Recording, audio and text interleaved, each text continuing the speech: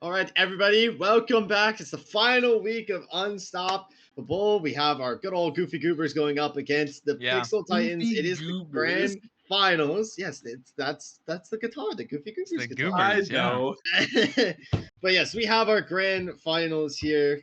Two best teams, undeniably. And what do you think's going to Yeah. happen? I guess we could throw it to predictions right now while we're kind of Yeah, for yapping. sure. I don't even know if the thing works because it wasn't working for me, but my my prediction is as always. Yeah, okay. Someone fixed it for me. Yeah, 3-0. No baby predictions here. And Oh, yeah, I think Goob definitely have looked like the better team to the playoffs. They won 3-1 I believe last week in our series, and they are the 1 seed from their group coming into this. So Right. whereas Pixel Titans are the 2 seed, and their series was very close from last week, the one that we saw. So I do think that Goob definitely have the advantage. Obviously, I think realistic prediction, I'd probably throw 3-1, but obviously we can't be given any homie stocks, so I no, stuck with 3-0. no. Yeah, I went 3-2 because every series we've had has gone 5 games. So Yeah, that's legit my only reason. Other than that, I do agree with you that Goop yeah, has been pretty much statistically better throughout the yeah. playoffs. If I did have to give a real prediction, I would say 3-0 as well, but I'm going 3-2 because I gotta keep it spicy. So Yeah. if we get a 5 game series, we blame you because everyone Right. else gets 3-0. Exactly. Yeah. Exactly. Kind of entirely depends on who wins this first game, but I do believe we should be getting ready for draft here in a second as the Hopefully. teams are readying up. Okay. What spicy things are happening in the League of Legends world right Well, we have now? a new patch. Garner, It's true. Yeah, Skarner. yeah. Skarner should Skarner be is up, available and now. yeah, Skarner should be available to be picked. We also have a new patch as well. Like I shortly mentioned, we are getting into draft now finally. So there is a Blitzcrank ban immediately, but the big change from this patch is a fake buff to Draven. Hmm. Um, People think he's stronger than he was. Like day one, his ban rate was like 50%. It's already dropped down to 26%. And he's still sitting at a negative win rate. Jinx is still broken. She didn't get nerfed. Twitch is still good. Kog'Maw is still good. But yeah, Skarner is like S plus tier in 3 roles. Right. And he also has like a 53% win rate mid lane, but I haven't seen it a whole lot. But Skarner top jungle and support is all like 53 plus percent or something stupid like that. I think top is a Garner little bit lower. support. Yeah, but like it's very good in all three of those roles. It's a super turbo flex pick.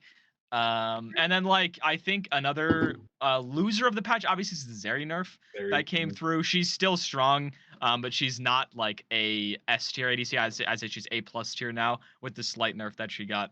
But Right. for the most part, the patch is relatively the same. Oh, there's the cape band. We were talking about Yeah. this before Okay, Caitlin. before draft Yep. actually, and we were saying that Pixel Titans looked like a completely different team when they had that They Caitlyn. look way better when they're playing with it. Yeah. Yeah, and taking that away from them obviously will not. I won't say stifle what they can do because they still looked pretty good last week. Yeah. And from here, I mean, we should anticipate the B1 Jinx unless it's banned right now. But Yeah. other than that, it's been pretty standard from what I've been seeing. Because I've been or I've been watching a lot of Combine games this week. We've seen usually if Jinx gets banned away, in this case it'll be the Neela. So Jinx should be first picked, and we usually Why see would the they ban slapping of. Nyla? Oh, we might be going Zeri here. Okay, so that's still fine. That's still fine. But normally, what I've been seeing into Zeri and Jinx are slapping immediately the Vi Ari on the Yeah. other side. And it's just the combo of those two champions has been Yeah. absolutely like gross to I watch. think Mhm. on the subject of B1 Jinx, obviously we don't have it, but I think it's a little bit more fake than people think. I think she's really broken, but like you said, she's very immobile, other than obviously reset movement speed. So she's easy to lock down with a lot of different champions this CC, whereas Zeri is a lot harder to lock down. But they are going to answer with Nico potentially. Nico's a good champion. Obviously not one of the S tier mids, but definitely a very strong one. Can work really well with a lot of the good junglers. A lot of the things we see with Nico paired very often are things like Nocturne, Lee Sin, Viego, Xin Mhm. Zhao, Vi, that sort of stuff. Bruiser junglers, AD Bruisers are really strong in the jungle right now. So I'd be surprised if you don't see one of those. We could also see ADC answer. Wouldn't be surprised if Jinx gets picked. 4 Pixel Titans is open and got all the way through to R2. And it's pretty standard matchup into Zeri. Yeah, But it looks they're like they're gonna go gonna go with ahead and take Zach. their last second here. I'm gonna go with Okay. the Zach. Now, this is a flex pick. It was nerfed a little bit, I Yeah. believe, this patch or last one, but Yeah. it still can be a pretty strong, obnoxious pick in the top Yeah. lane or in the jungle. So we'll have to kind of gander where this pick could potentially go in the grand scheme of things. Yeah. But Goob have a lot that they can answer with here. So as you see the Nico now. I will briefly say that Nico's support is a possibility. It is, yeah. It's slim, but it's a possibility. And Vigar actually is a really good pick into the Zac because that negates everything Zac tries to do if you catch him in vision and he tries to jump in on your team. You just throw the wall up, oh, he's stuck, and you just blow him up. Simple as that. And I don't think we've seen Vigar that much. We've seen Vigar a couple of times throughout this split. Yeah. So seeing this pick is very nice. It's a very niche pick. You'll pick it in certain situations. And I think this is a good situation. It also provides unlimited scaling, literally. And Poppy, the counter pick into Zac, you've been a Poppy salesman a couple of times, so seeing this champion coming out, I imagine feels pretty good. Yeah, it's the insta lock answer into Zac. I mean, it's very hard for Zac to play against Poppy, at least if the Poppy player knows what they're doing. I would have preferred to see Taliyah instead of Vigar because I think it's easier to play in lane into Nico because you can, as much as you outrange her, you don't have nearly the level of push that she does. So Goob will be playing with what I'm assuming is no mid prio, and there's the Kog'Maw answer to Zeri. I think Kog'Maw is probably the second most broken ADC on the patch, other than Jinx. I think those two are by far the strongest, and then Twitch obviously is up there specifically as a Jinx answer. But I do like the Kog'Maw answer a lot. I would expect Goob to ban. I would expect Lulu to be gone from both of these teams. Honestly, I would not be surprised if either one of them bans it. Probably Goob has to, since they could pick Lulu 1 R4, and then Milio probably has to be banned from Goob. Whereas Pixel Titans, if they should, Blitzcrank's already gone, so that means Milio is very strong for them. So they really can do whatever they want. They can ban top players if they feel like it, but I would expect support bans. Wow, they're banning Milio from themselves. Okay. I'm shocked, actually. Yeah, and, I mean, they could not be comfortable with it, but I'm curious to see what they're gonna pick with that Milio ban. Maybe so Janna? the top laner. I don't know. Yeah, I was saying because I saw a Janna paired with a Jinx, I think, earlier this week. Janna's so OP. Interestingly enough, it was a Hail of Blades, Ghost Ignite, Janna. I was like, there's no shot this should work, right? I was wrong. Ended the game with the bounty, as a matter of fact, and it was probably the most disgusting Janna I've ever seen. That's incredibly good. But I probably another either support ban coming out from PT or a top lane ban, I would imagine. Oh, they're actually going to go with the Zillion. I don't recall seeing too much Zillion, so that's very interesting. They want to play. Yeah, that's kind of what I'm trying to think. Now, one thing we do have to mention is got to be Janna with a sub top laner as one of their players ranked out, and so they had to play with the subs. That's something we need to bring to their attention. And banning the Lulu makes so much sense. They could have just picked it R1 or R4, like you said, just immediately just lock that in and make Kog'Maw busted. But there's still a couple of there are still a couple of enchanters that are open that are good with Kog'Maw. Honestly, you might not like it, but I think Karma would be okay in this instance. So I think it's a little bit too much. I mean, all the enchanters are magic damage, but it's a little bit too much AP damage. I think a more pure enchanter would probably be better. Something like Janna or Sona or Yumi, something like that. Sona, yeah. You did briefly mention Sona would be. Will depend. Yeah, there's Janna. Yeah, okay, I'm not surprised. Now what? I mean, we might see Zeri Sona. Because Sona is the skill matchup answer into Janna, one of the few champions that can actually outlane it. But it is a skill matchup for enchanter supports, as much as people are like Sona skill matchup. But yeah, it is in lane. So I would potentially like to see that. They could just go Yumi. But they're going to drop GP blind top lane, which is interesting. They probably their read for sure is that Pixel Titans don't have an answer to it if they're willing to blind pick it, or it's just comfort for them. But yeah, they really need a little bit of engage actually, so they might want to go something towards that, or they could go Alistar potentially for counter with Zac Nico. Nautilus is open. Yeah, Nautilus is a bit hardened to Janna, but yeah, for sure it's a pretty normal support to pick. Yeah, there's Yumi. Okay. We have no engage really on either side. Well, no, I won't say either side. Zac is really good, and Camille being potentially locked in here, that would confirm that most it is broken top on the patch right now. Yeah, I've seen it in action, and I want to throw up every time I see it, because Camille is that weird champion where she'll just be gone for a few patches, and then something will happen, and then she'll just come back. It's like, all right. she was in a solid spot, and then they just buffed her for no reason, so now she's really strong. Yeah, the answers into it can still lose lane. Like realistically, your counters to Camille are like Mordekaiser and like Cho'Gath sometimes, Mhm. but yeah, it's like she has no counters that are good right now, other Yeah, than Mord. I definitely agree. Yeah, Mordekaiser and which Well, Jax interestingly enough. obviously, but Oh yeah, and I find it interesting with the Mord changes in particular, just the changing of the ultimate now. So I wonder if that's yeah, something we might see this series, because obviously everyone would bum rush QSS, so that way, up can't get yeah. Well, ultimate you'd hope anymore. they would, but most people don't. Yeah, right. But it's very interesting. But before I continue yapping on, let's bring Yeah, Cilantro back for his thoughts on the draft. Well, for starters, Sarah Yumi, gross. yep, Tired of seeing that. Poppy, obviously, you picked that against Zach. If you don't, I mean, you're kind of trolling. yep, And then Gangplank is interesting. Now, I wonder if we're going to see the Solar Baka build or if we're going to see something yeah, else come out here. Kog'Maw, Janna, I think is weird. I don't know why you banned Milio from yourself. yep, It has to be a yep, comfort thing. But then again, yeah, I wouldn't play Milio with Zeri anyway. yep. So I would agree. that's pretty interesting. And then I'm pretty sure Pixel Titans' top laner carried last week on Camille, so I'm kind of scared to. Yes. Yeah, yeah. I'm a little It's also scared. not only did he play well with it last week, it's a really good matchup for Camille. I think like Yeah, statistically it's like 57-58% win rate favored towards Camille. Now obviously that's a little bit skewed because GP's win rate is very low and Camille's is decently high, so it's a little bit skewed, but still 57% is quite high in an individual matchup in top lane. So definitely Camille favored matchup. I would imagine GP probably goes grasp and just to like and sit on his own barrels just to not die in lane and just farm. Otherwise, if we're playing to fight Camille, I think we are potentially in for a bit of a disaster up there, but we'll see how that plays out. And yeah, like I mentioned, like Cilantro just said as well, the Milio ban is the only real confusing thing to me, just because Mhm. the Cogmilio is like next to Kog'Maw Lulu, it's by far the most signature now pairing with Kog'Maw. It's so strong, especially in lane as well. And then obviously late game, we know how powerful that is. The you could have how I also. do, yeah, go I ahead. was gonna say you could have also pulled a support ban. You could have forced them to Yeah. ban Milio and Yeah. Lulu, and Yep. you could have took Camille or Fiora. Like, Yeah. I think Well, at the very least, if you're going to ban both Milio, if you want to ban Milio, you're not comfortable on it. I think you should save it because you should know that Goob has to ban it unless they know you won't play it.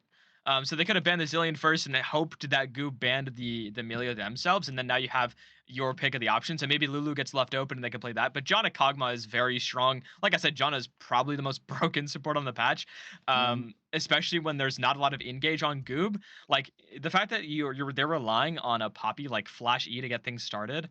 Johnny could yeah, just ult, and now their entire engage is gone. So Goob has to play counter engage, and they most likely will be, given that there's a Camille, Zach, Nico. They have to play counter dive. Mhm. So the Johnny just helps this Kog'Maw buy even more space, and with the very limited threats that he has on himself from Goob, I'd be hard pressed to see him dying a lot this game. I was just doing a little bit of digging while we were talking about Milio ban, and Yeah. Hobbs actually plays a lot of Milio and is very Yeah, why'd they comfortable ban it? on that pick.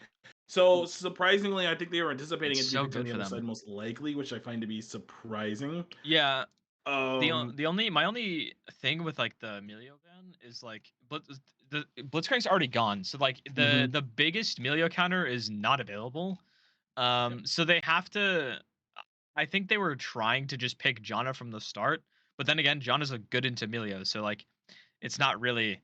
The only thing you'd be really scared of is maybe Rakan as an answer into Emilio blind, so you're just banning the Emilio in case they decide to pick it into whatever you're playing. Uh, right. there's that could be going on. We don't know what they want to play and what they're thinking about. But like that's really the only thing in my mind that would be the reason for the Milia ban is they're like, okay, if we pick it, they're going to play Rakan, and that's very annoying for us. So we'll just ban it and then play something else. But yeah, Definitely agree with you. As you can, we had to restart draft. yep, Accidentally banned one of the wrong champions, so we yep. are now back Top lane in. moment. That gives us a little bit more I time. actually did that the other week. So I subbed in for a team to play top lane, and I picked the fourth band champion. So like that's one of the every single top laner knows what I'm talking about. At least once, if you're a top laner, you've picked the fourth band champ, or you've started bands backwards. At Yeah. least once. Every top laner has done it. I promise you, everyone's done it once. I love it. I love it. So, as we're kind of restarting right now at this moment, and we've been kind of talking about like the lack of engage, especially on the side of Goob, Yeah. and that's something that could potentially punish them. Now, I do say that it looks like also a lot of their engage is going to rely on the Vygar cage to catch someone out Yeah. as well.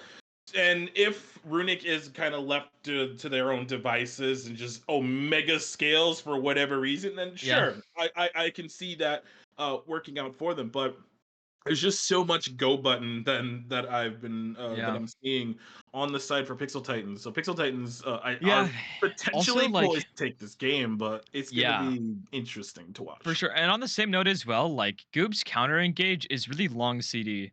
So like Mm-hmm. Poppy W is like 14, 15 seconds even later on into the game, and Vygar cage as well is like 10 seconds at later on as well still. Yeah, something like So that. if you use one of those abilities at the wrong time, like that's a very long window that they have to be able to engage on you. It's not like Alistar full combo where later into the game it's only like 3 seconds that he can use his headbutt or one of the 15 abilities that he has that he used for counter engage. But whereas like with Poppy W and Vygar Cage, Poppy W is instant, but Vygar Cage is delayed as well. So if you're too late on it as well, they can still get the engage off and get stunned after. Also, it's not the easiest thing to aim in the world. Mhm. So yeah, that's my only concern is their disengage or counter engage is very long cooldown and very situationally specific to in its use case. So if it's mistimed, they're definitely at risk of getting engaged on. But there's a lot of damage in their comp, Sure. and a lot of burst. Like with Vygar GP, if someone gets hit by a GP barrel, Vygar can that slow is basically a stun for Vygar's ability cooldowns. So like Aha! Press R. yeah, if you get hit by a barrel, it's not even a Vygar ult. You can just Vygar W and that person's dead unless it's Zac Sure. probably. So like that's where Goob is gonna. I would imagine they're gonna be bushwooking a lot and just like sitting in bushes and looking for picks that way because Right. it's tough for them to start a fight any other way than that. Definitely. Now, as we're kind of rounding out the last half of the draft here, so in terms of like how we're expecting this game to go, we're obviously expecting Pixel Titans with their engage to do pretty well.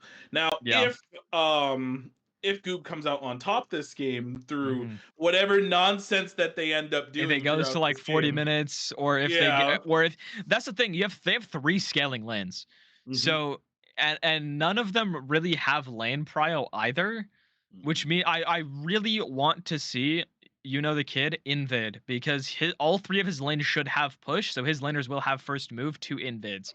And if you get Poppy behind and you get fed as Zac, you actually can't die. And because they have such a long timer and to where they can actually get online and start fights, like Goop's damage does not come online until like 20-25 minutes. 20 minutes, yeah. And like that's when Zeri comes online. Vygar is still a little bit after that, and the GP's around the same time. So it's like for the first 20 minutes of the game, they have very limited damage, and barring any catastrophic disasters in lane, like Goob would be happy to be down 4K gold at 25 minutes if the game is still going on. I definitely agree with you. Now, let's go ahead and transition this to Drake's, as a matter of fact. Yeah. And I wish to give you guys a wager for tonight. Oh, So, when I was casting am I eating my Combine, keyboard? no, when I was casting Combine, Travesty, who I was casting with, Yeah. said that we should make a wager that whoever predicts Dragon Souls the worst has to tweet out whatever the winners decide in this instance. Oh no! Do we agree to this wager? Family friendly? Yes, family friendly. Yes. Okay, sure, I'll agree. Sure. I mean, I won't lose, so Neither will I. Nah, I yeah, just win. Nah, I won't I just lose, win. so I probably will, which is why I'm gonna pick Hextech yeah. first. You did well last game, last week. It's true. You Excuse were the me. only person who got one right last Yeah. week. Yeah. What happens if we tie? Do we just both have to do it? Yeah, sure. Sure. Yeah, I'm down. Yeah. Okay. You're going with Hextech Cilantro? You want to Yeah. My girl Jana is gonna spawn the Cloud Soul. go? Okay. Yeah. I mean, you're probably right. I'm gonna go with Infernal because there's a lot of one-shot bomba on one of these teams. So Yeah. They that's are. very true. Vygar and GP with Infernal Soul's a bit gross. Bro, that'd be Yeah, disgusting. Anybody we could gets do one the. tapped in this lobby, I'm just leaving. Yeah. Yeah, I'm we just gonna also leave. get to do my favorite Vigar stat check every Yep. 5-10 minutes, so that'll be Every fun. 5-10 seconds. But that'll do it for us for this game, and we're in for a potential barn burner if this Yeah. goes whichever way it decides. Yeah. But this is the best of 5, so we might be here a while, but don't go anywhere. Yep. We'll be right back for game 1. Don't go anywhere.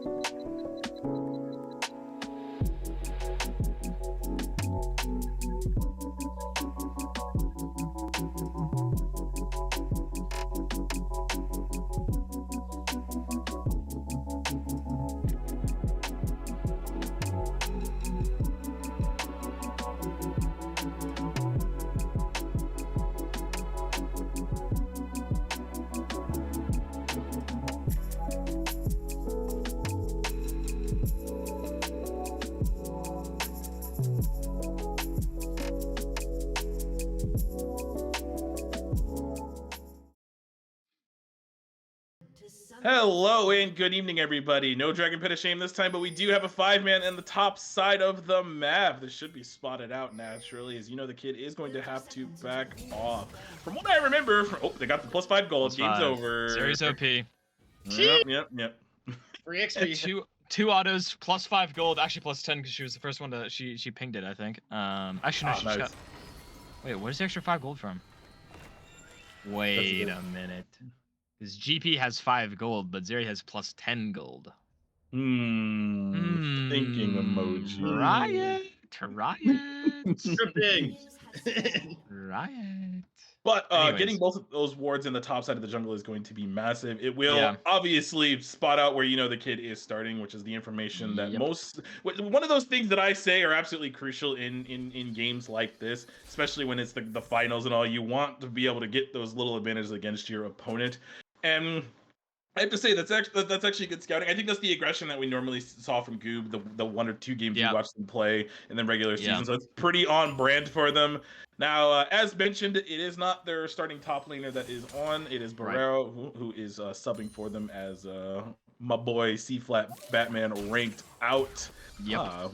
We didn't count minions, I see. Can't elo sit for another couple days. Sad face. Come on. Oh, man.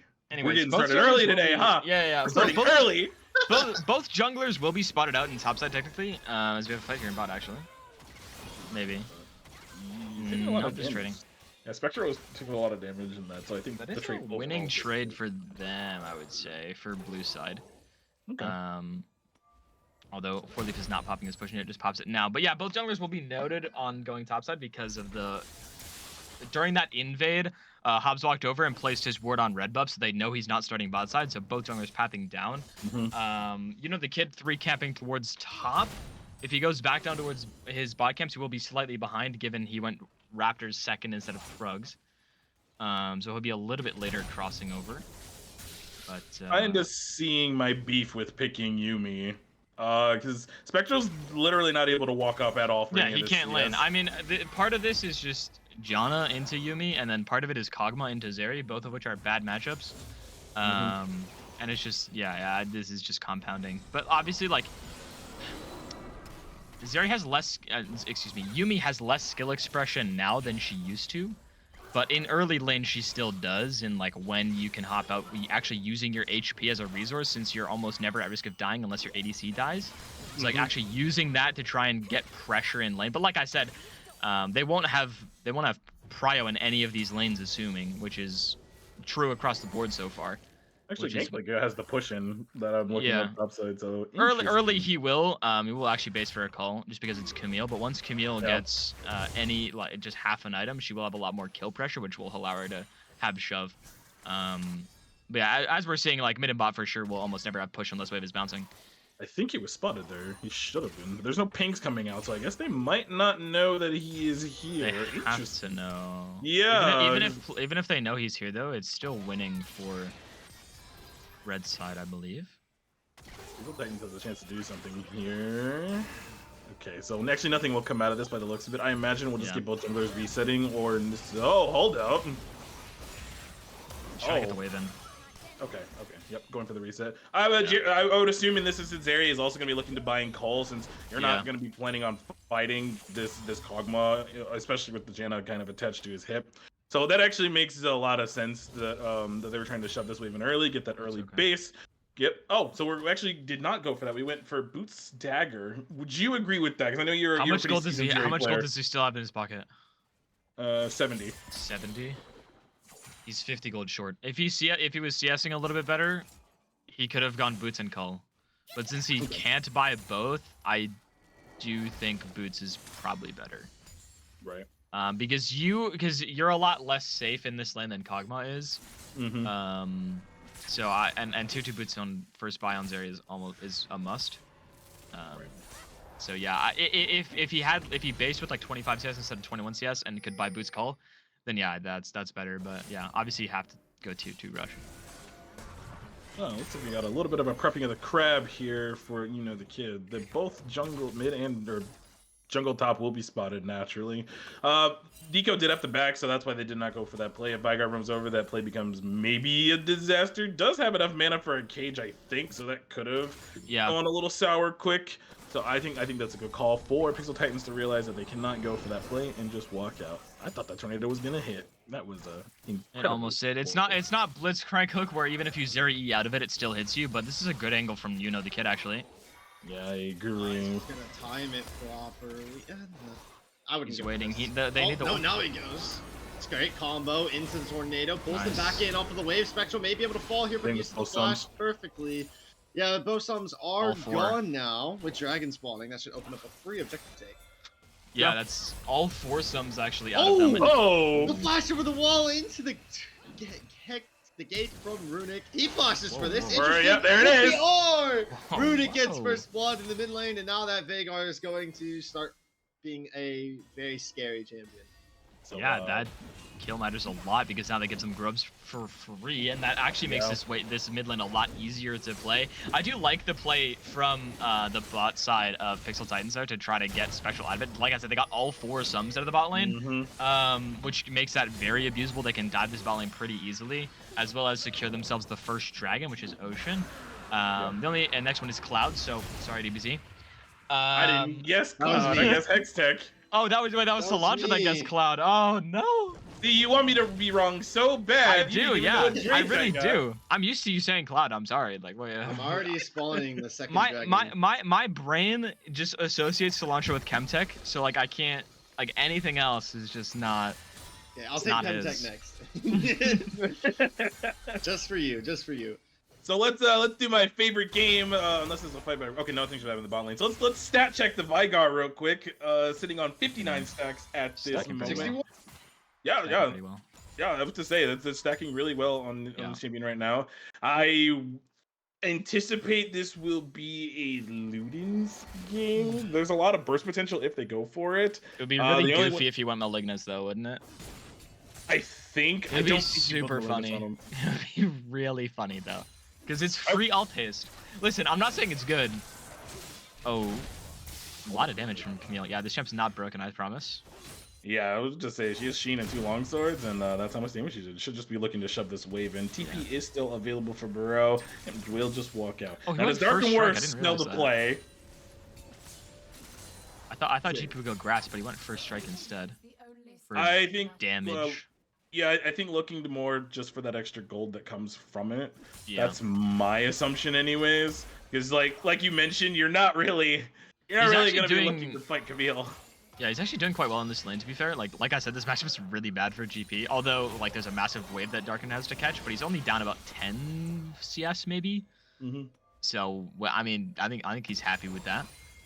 I would be happy with that. Support items being finished for the Janna. I think the Yumi's finished as well, so both of them around the same time. Should be this bot lane did get a little aggressive at first. Hold on a second. Pleb is here, level 6 on the Janna, so I think this play is automatically dead. I really like what Hobbs is doing. We're Vygar is abusing pushed up way too far. He's about to get collapsed on here. Yep. He hit. Yep. And there it is. The cage goes up just like the classic. Uh-oh. Root actually ends up missing, but does not matter. They can hit the pop block and the Zac ultimate onto him, so they get the kill back over into Tweakin. It's going to help out with his laning. Yeah. I looked at the minimap. I saw the Vygar was too far up. I'm like, he has no flash, and he's dead. So, clockwork. Really well done to play off that timer. Yeah. And this top matchup is starting to do things now. Yeah, I'm surprised Barreau's actually winning these trades. Again, he's like down a lot of his farm, but this wave state is really bad for Darkin. He'll have to TP.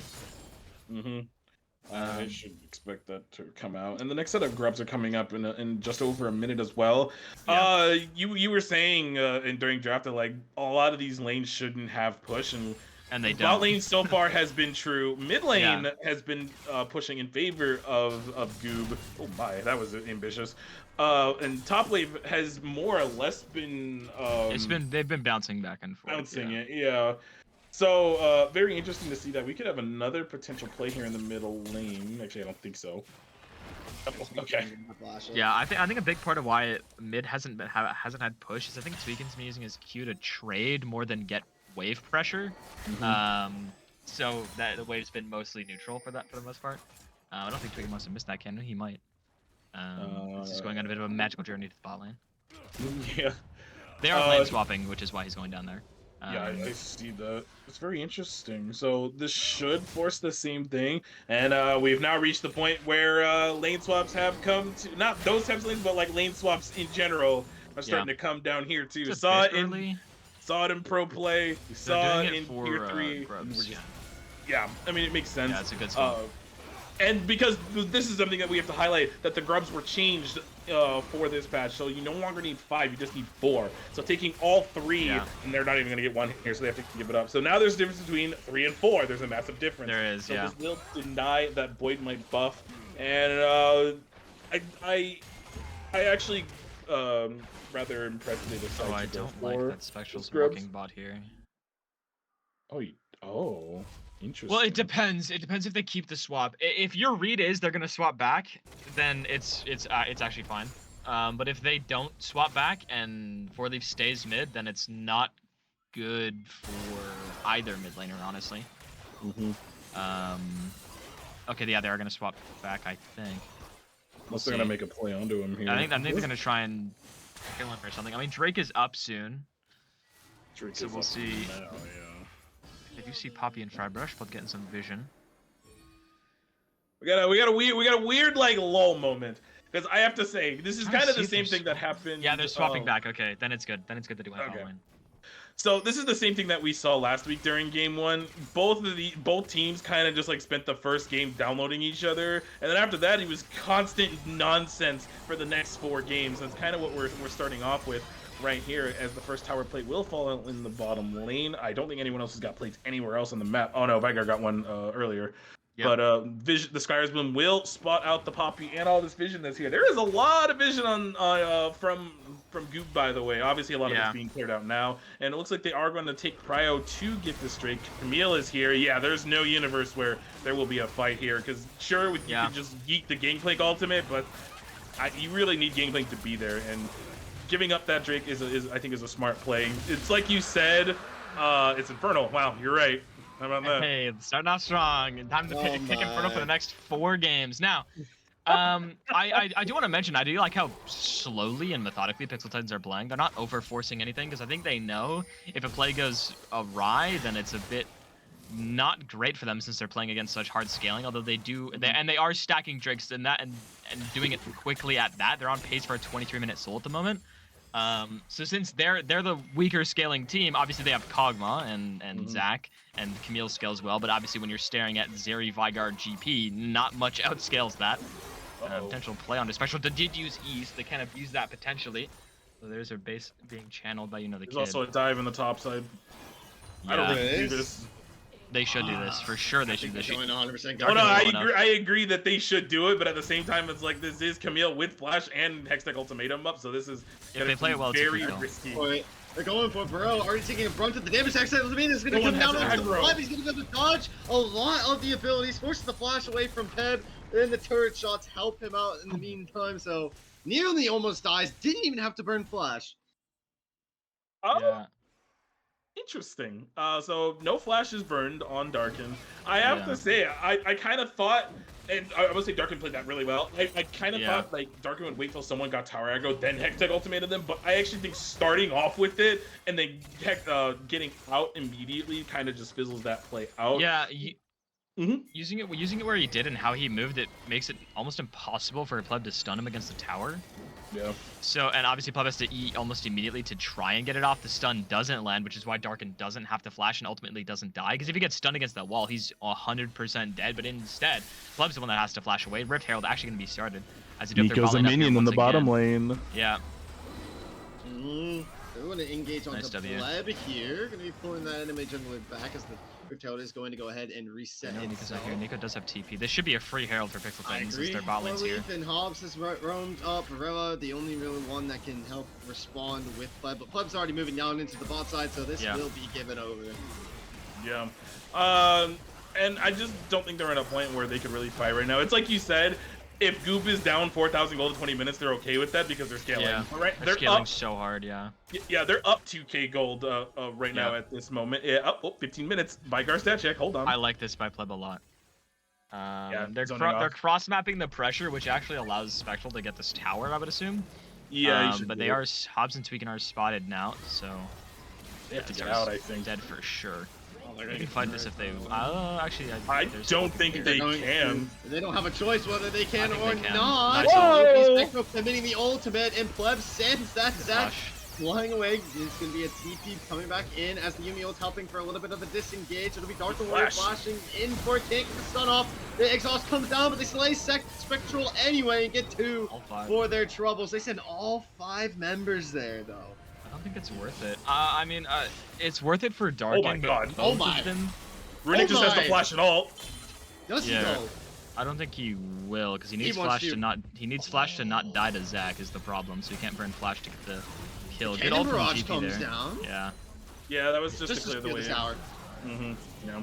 So yeah, so there is a tower for tower trade. Vigar should also get this tower in the middle lane when this next wave hits. Yeah. Good is a key word, but Vigar stat check 148 stacks right now at this moment.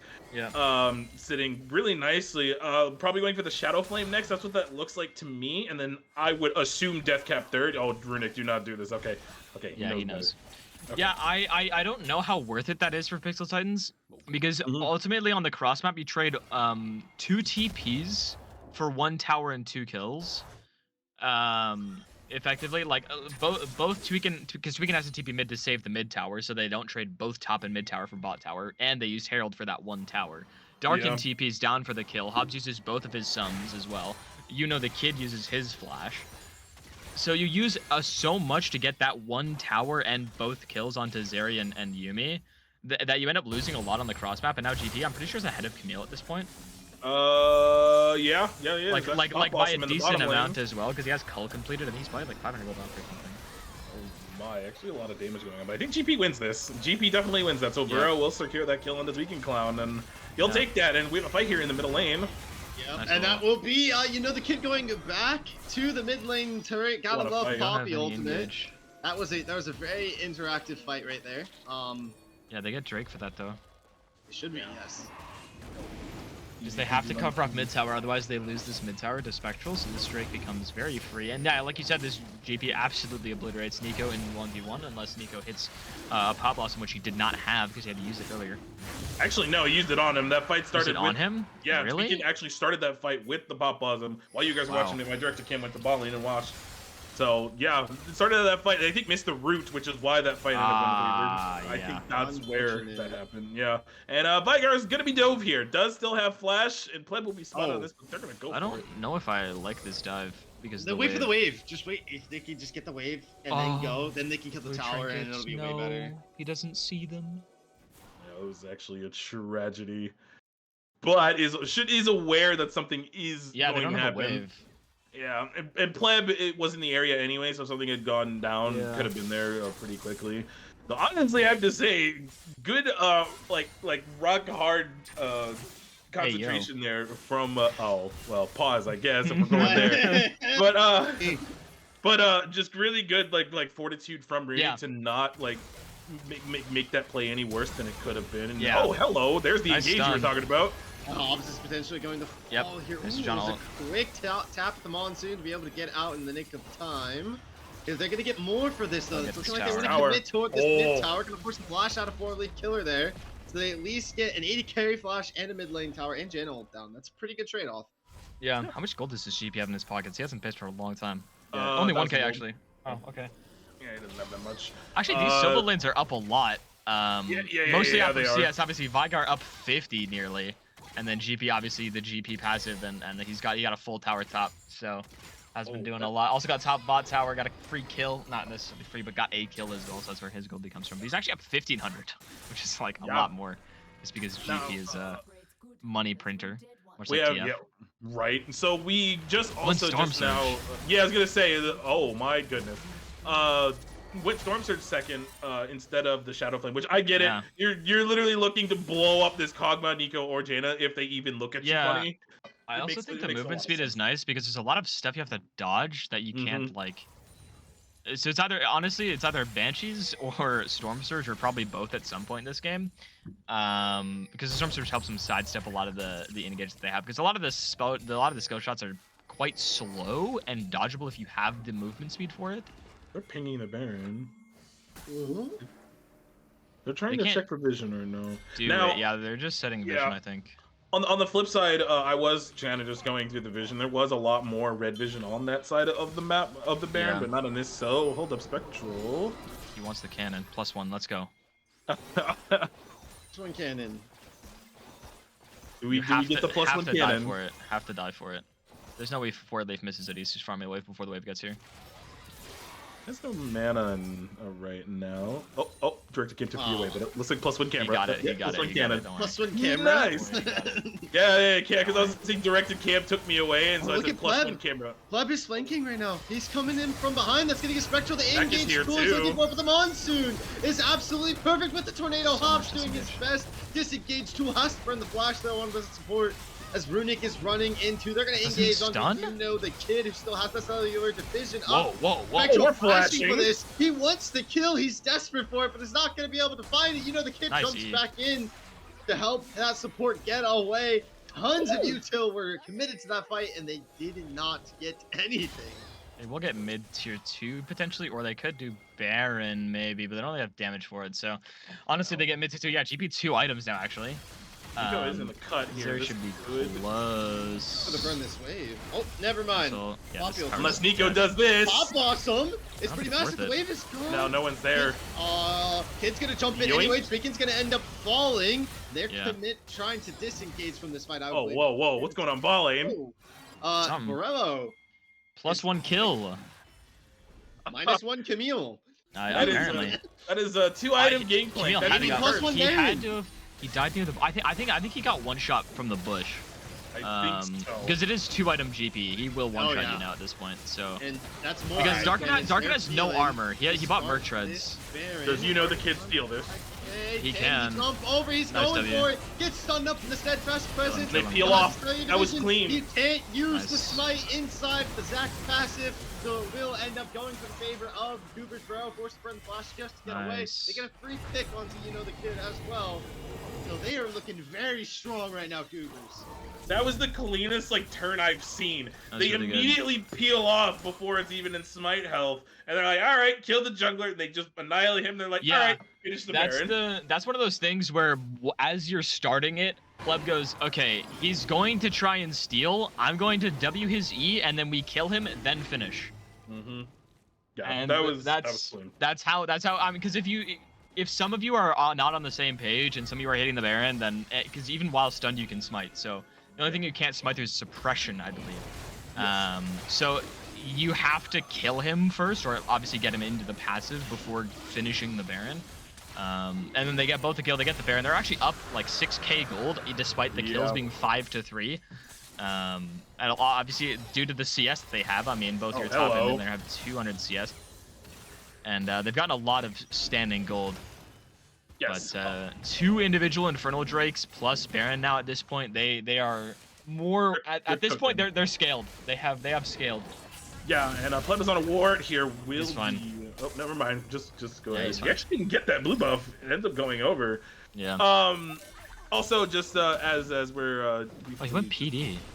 Yeah, I saw that. Because I know this is usually Runan second, but we actually got a raid a moment ago from Black Twitch League. So hello. Raiders.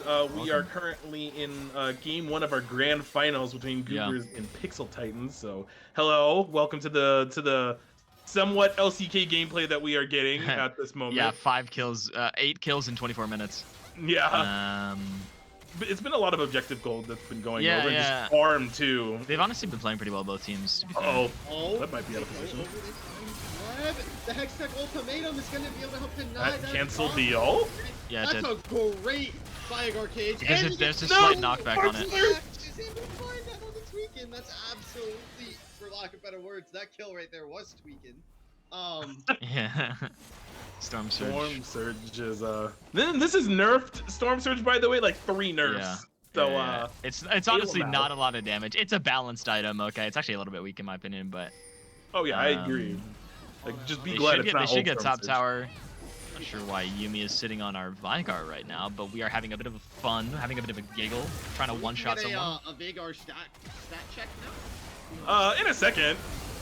Yep, as we do have a great Vagar case. Yumio's gonna come down, Spot's gonna send a shield back in. Oh, this Janet's dead. Ow. Turn onto Hobbs. This is a great knock into the wall there for a stun. They can keep going. I like that GP is going mid here. They have a bot wave to play on as well if they want to. Yeah, Baron will be falling off here in the next 30 seconds, I believe. But Vigar stat check like you wanted. He's currently sitting on 230 stacks. Most likely he's going to be halfway to that death cap. Yep, should have enough gold for another rod, unless I think you sell the Dorans right here. Might be able to get the whole thing.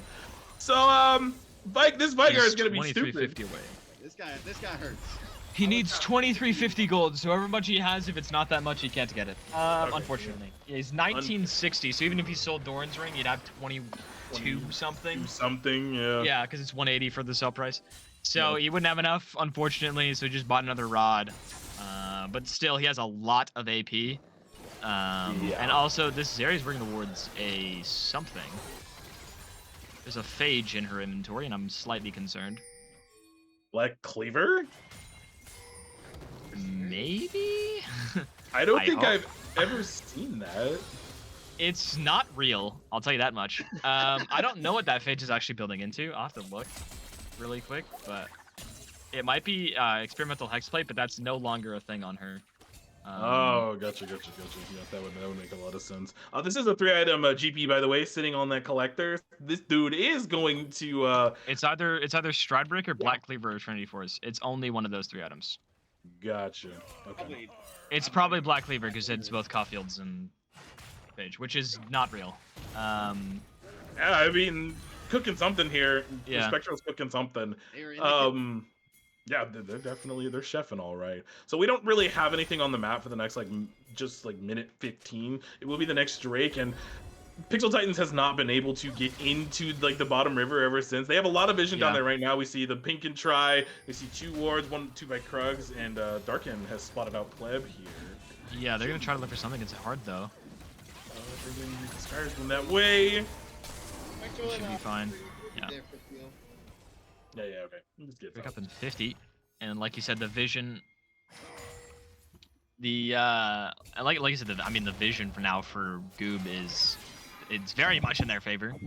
So there's no vision really anywhere in the river actually at all. Good stun actually.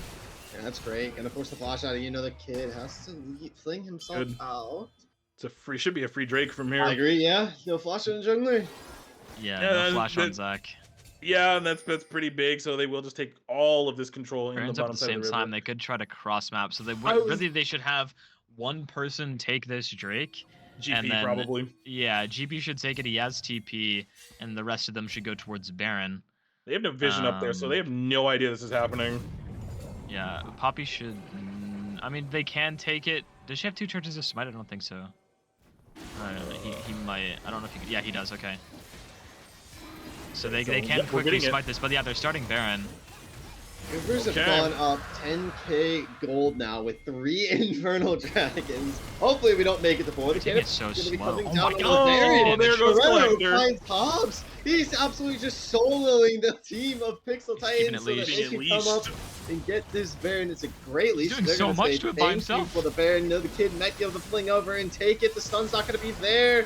In time, it will be a TP coming back in. The ultimatum comes down on the Spectral. The AD carry has fallen. Oh no! It's going to be claimed by the kid. The fight is turning in the favor of Pixel Titans too, but maybe slowly back in the favor of Goobers. Forever was extremely weak. It's double kill for Runic during that fight as he gets all of those cellular Don't chase this. Procs.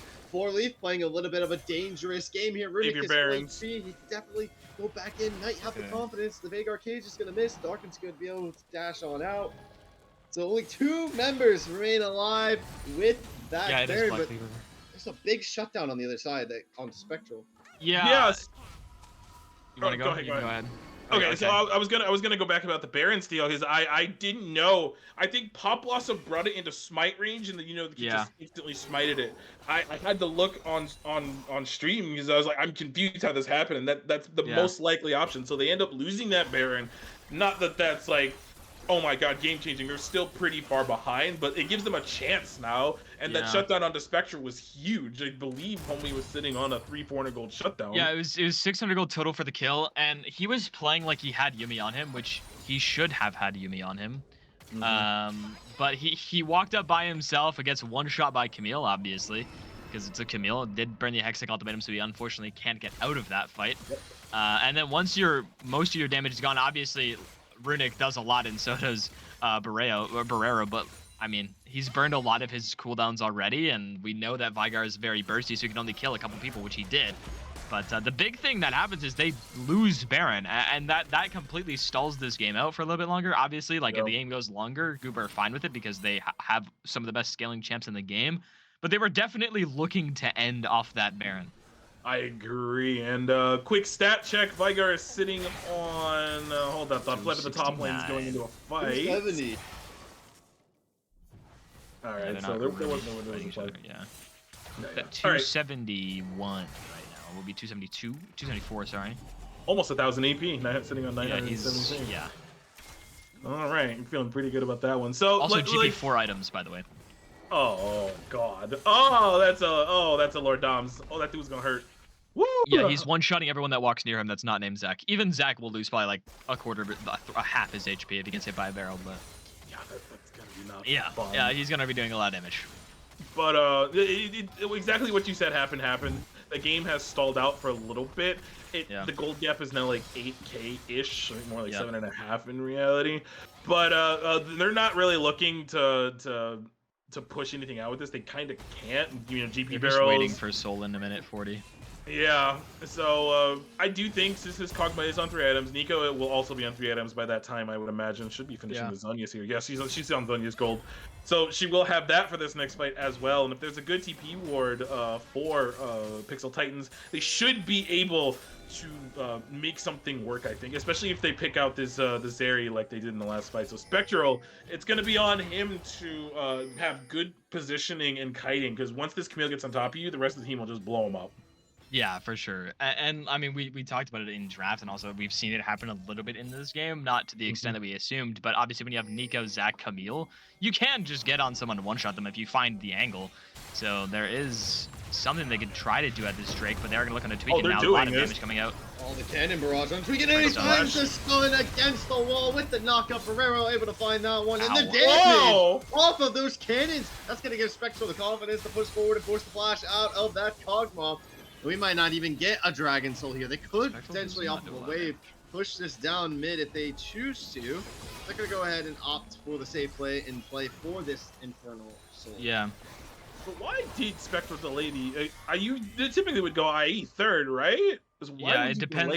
It's probably quick plays in this game because you need your dash up so much. But yeah, it's IE if you think you have a lot of uptime and quick plays otherwise. But yeah, I almost never see this item on her anymore. But still, 3 items Zeri is 3 items Zeri. Yeah, definitely. Arkane's goodness, committing we're going for it. ultimatum onto Spectral. They would have killed the AD carry again. TP's gonna be coming down. Spectral yet to fall down now to 4-leaf killer. He's the not Yuumi the ultimate's gonna be able to find the kid. It'll be Yuumi going back onto Runic. Barrero is extremely weak, but does not fall. TP in for tweaking with the pop blossom. He's only gonna be able to find 2. Nice. But Barrero has a shutdown, and it goes over the tweaking clown. It is a great big arcade, doing so much damage. Misses a Q, doesn't matter. It might not. Flag ends up getting the kill anyway. And I mean, Runic just single-handedly turning these fights around. It seems like the one that can take the least amount of damage. So if he comes out with those fights full HP and just starts one-tapping. That is a 1,000 AP Vygar. Yeah, the focus from Pixel Titan's so hard onto Spectral.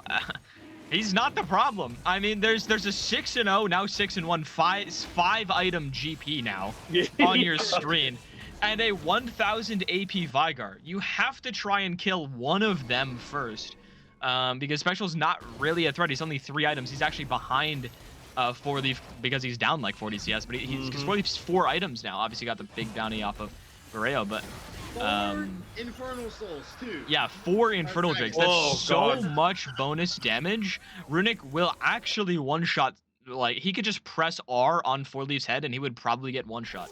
And I'm not even exaggerating, like, he just probably dies. It's especially if he goes for void He's like stuff, 1200 AP, I think, right now, or something like that. 1160. Yeah. As they're sitting on a lot of AP, they will get this mid lane tower. Finally, this is an objective bounty, much needed, I would say. Now, Baron is up on the map again. Do we have some potential cheese? They have no vision, really, for Goob. I don't think it'll matter. We're Yumi ulting a window. Misclick, potentially? I think, I don't know if it's a misclick or he thought they were going in because of the Janna tornado. Maybe. It might have been a misclick, could be. There's also 10 stack Dark Seal on that Yumi, by the way. That is Nah. Wow, lame. Oh, we're going for this. Oh, yeah, that would be Darkin trying to find an angle on the Spectral once again. Granny is here, they just my, died. Every bunch of Darkin Yeah. is crazy. No, they Guys, get it. Sherry's not the problem. Oh my god. Oh my god. He barely has enough HP to get the pop loss muffle and eventually fall out. Poorleaf could do a lot here. Poorleaf could do a lot here. Poorleaf is doing a lot, but isn't Ow. enough. No, because Verdict can do even more. And it's absolutely like clean. Well, not a clean. It will be an A for them if they can catch off. There's a lot of that movement. Yep. Nice. And Ace. they have Fade away. a wave. They can go for the end. They're keeping Hubs. A little bit, probably a little bit of banter there. Yeah, I agree with you. Interestingly, yeah. Once again, we saw the vision. They're like, go for Spectral. We'll do a lot of damage, but then Spectral He's doesn't not the die. problem. Yeah.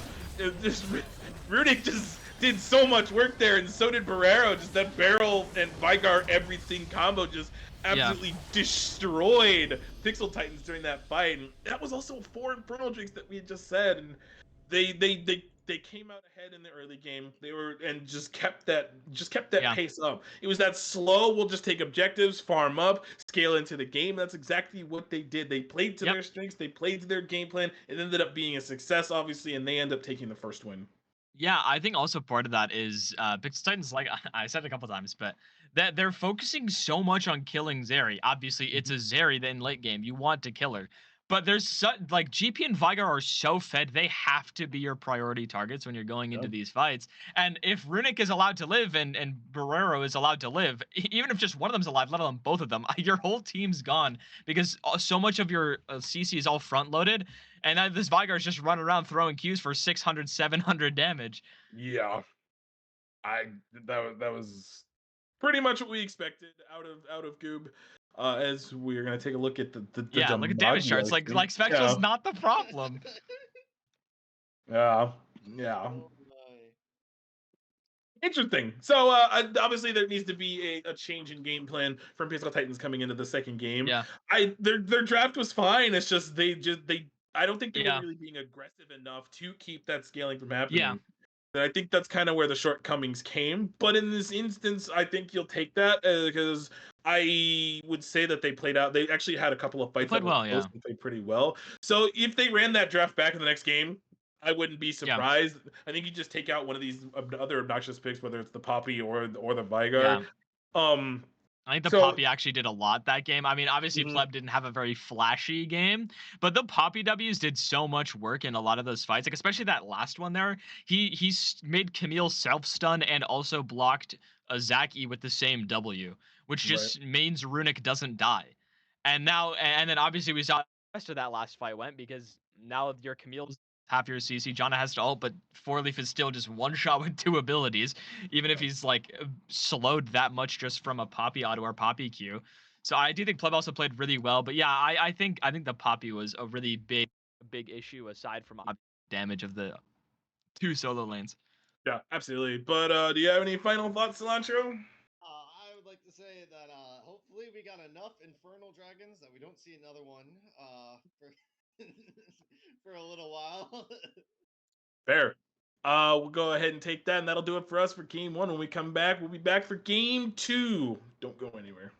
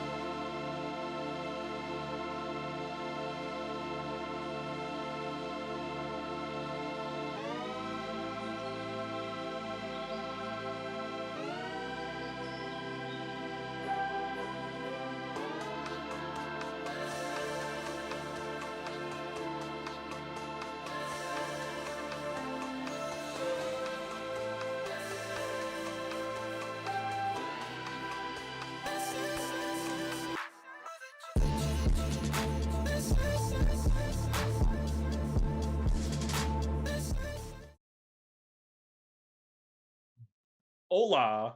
Hello. ¿Cómo estás? I'm doing I don't speak much Spanish. mediocre. How are you? Oh. Donde I- está la biblioteca? No habla español. Okay. Poppy All right, ban off rip. we just that was a bad way to start that. So It yeah, was a Poppy terrible ban way to start it. off rip. Yeah. Understandable as the Poppy pick was pretty annoying to deal with. Yep. It was really And bad. taking that away Or really is good, the excuse way. me. So that tells me they're still leaning towards either the Jax Zach insert champion with a dash Yep. here angle for these Yeah. drafts. I mean, makes sense to me because even though we said that Goob had negative engage that whole game, They did. they had a lot of engage that game for whatever Yeah. reason because Flash E Yeah. is good. Yeah, I mean, even it sort of looked like that, I guess, but they were just playing counter engage, and they were just like sitting there from max range, just finding one person out, Poppy Flash, and ease in, and those fights were still close despite the gold difference. They're gonna ban Vigar as well. Too. I Um, understand. so we'll see. I mean, yeah, that champion just if you don't have an answer to it, you don't have an answer to it. Obviously, it's one of those inevitable champions. We saw how much damage it was doing last game. Honestly, I'd see Yeah. GP banned as well. The way that their bans are going, it did on actually more damage in the entire than the Vigar, just slightly more, is like 32,000 to 30,000. So both of those champions very much a problem in those team fights. And there's the Caitlyn ban again, gone away from Goob. I'm curious to see if they're going to take Jinx away for the third ban, or if they're going to take the Kog'Maw away, because that is something that Pixel Titans have looked like they've wanted to play consistently. And we'll see if Pixel Titans decide to get rid of the Nyla again, which is we were talking about between the first game, but I think why they were banning Nyla is because they have such high priority on Kog'Maw. But yeah, they're going to ban the GP because it was another issue for them, because they did have a really good counter pick into the GP. They had a really strong winning lane in theory, but it didn't go that way. So they're like, hey, I guess our answer just apparently isn't an answer, so we just have to get rid of it. And forcing Goob to just do something completely different in game two, I do like that angle. Yeah, I like that angle as well. So this will force an entirely, 3 new picks for Goob. Now that does leave open some of the things that they banned in game one of which off the top of my Kog'Maw. head, I believe was I agree with you. Yep. Oh, okay. Blitzcrank. So that does leave open the Seraphine, the Wukong, and the Nyla that is left open. Yeah. We probably said maybe it's a scrim thing for Nyla, but the Wukong and the Seraphine being open is something that is potentially going to be picked up by Goob. We saw a Spectral play Seraphine once, and it played it very, very well, if I remember correctly. And that is why that they decided to ban that away. Again, another one of those picks where Spectral pops off on it and you don't want that open. And they're actually going to prioritize the Zac first pick. I would imagine we're anticipating Goob to still stick to either Zeri or Jinx. Yeah, I think Zeri is a better answer into Zac, obviously, because you can dodge out of it. But I'm curious as to why they're B1ing it, because there's a lot of answers aside from Poppy into it. They could easily go Gragas as a response, or like Udyr or something like that. Just any real like bruisery jungler. They could go Olaf as a response as well. Xin Zhao is quite good as well into Zac. There's a lot of answers into it. Not really a B1able champion, but if it looks like that they are comfortable playing with it and around it, and think that it can work if the Poppy's not on the table. So they will pick the Zeri again for Spectral. We'll see if they go with, and there's the Xin Zhao, yeah. So I am a little bit concerned is the wrong word, but yeah, a little bit interested to see how the rest of their draft goes. I'd be surprised if they don't pick Kog'Maw up again. It is good into Zeri. The lane was winning for them for the most part. They didn't obviously get him massively, but he was up like 40 CS at one point. They had permanent prio in bot lane. They just weren't able to really get any kills down there, but it doesn't really matter. You're playing Kog'Maw, you scale well, and you match the scaling of Zeri. But I'm going to go with the Jinx, which is also a favorable matchup for her, especially since Zeri's been nerfed. It's even more in Jinx's favor, as she is the strongest ADC on the patch. And now that you see, the Xin Zhao is a little bit annoying to deal with, but he does. It's not like Gwen, where you can put your chompers in front of him, and then Gwen just presses W and then walks over them. Where it was, if Xin Zhao ults, he'll still get rooted by them, so it's a lot easier to deal with, but still you can get one shot by him. So I think they'll probably go Lulu or something with it. Yeah, I was gonna say either Lulu or I think we should just slap a support pick right now because supports are kind of like the heavy bans that were coming out in the second phase. But Ari, I think, is pretty solid. One of the strongest mid laners on the patch right now. Yeah, Goob should go Talia for sure. They should go Talia.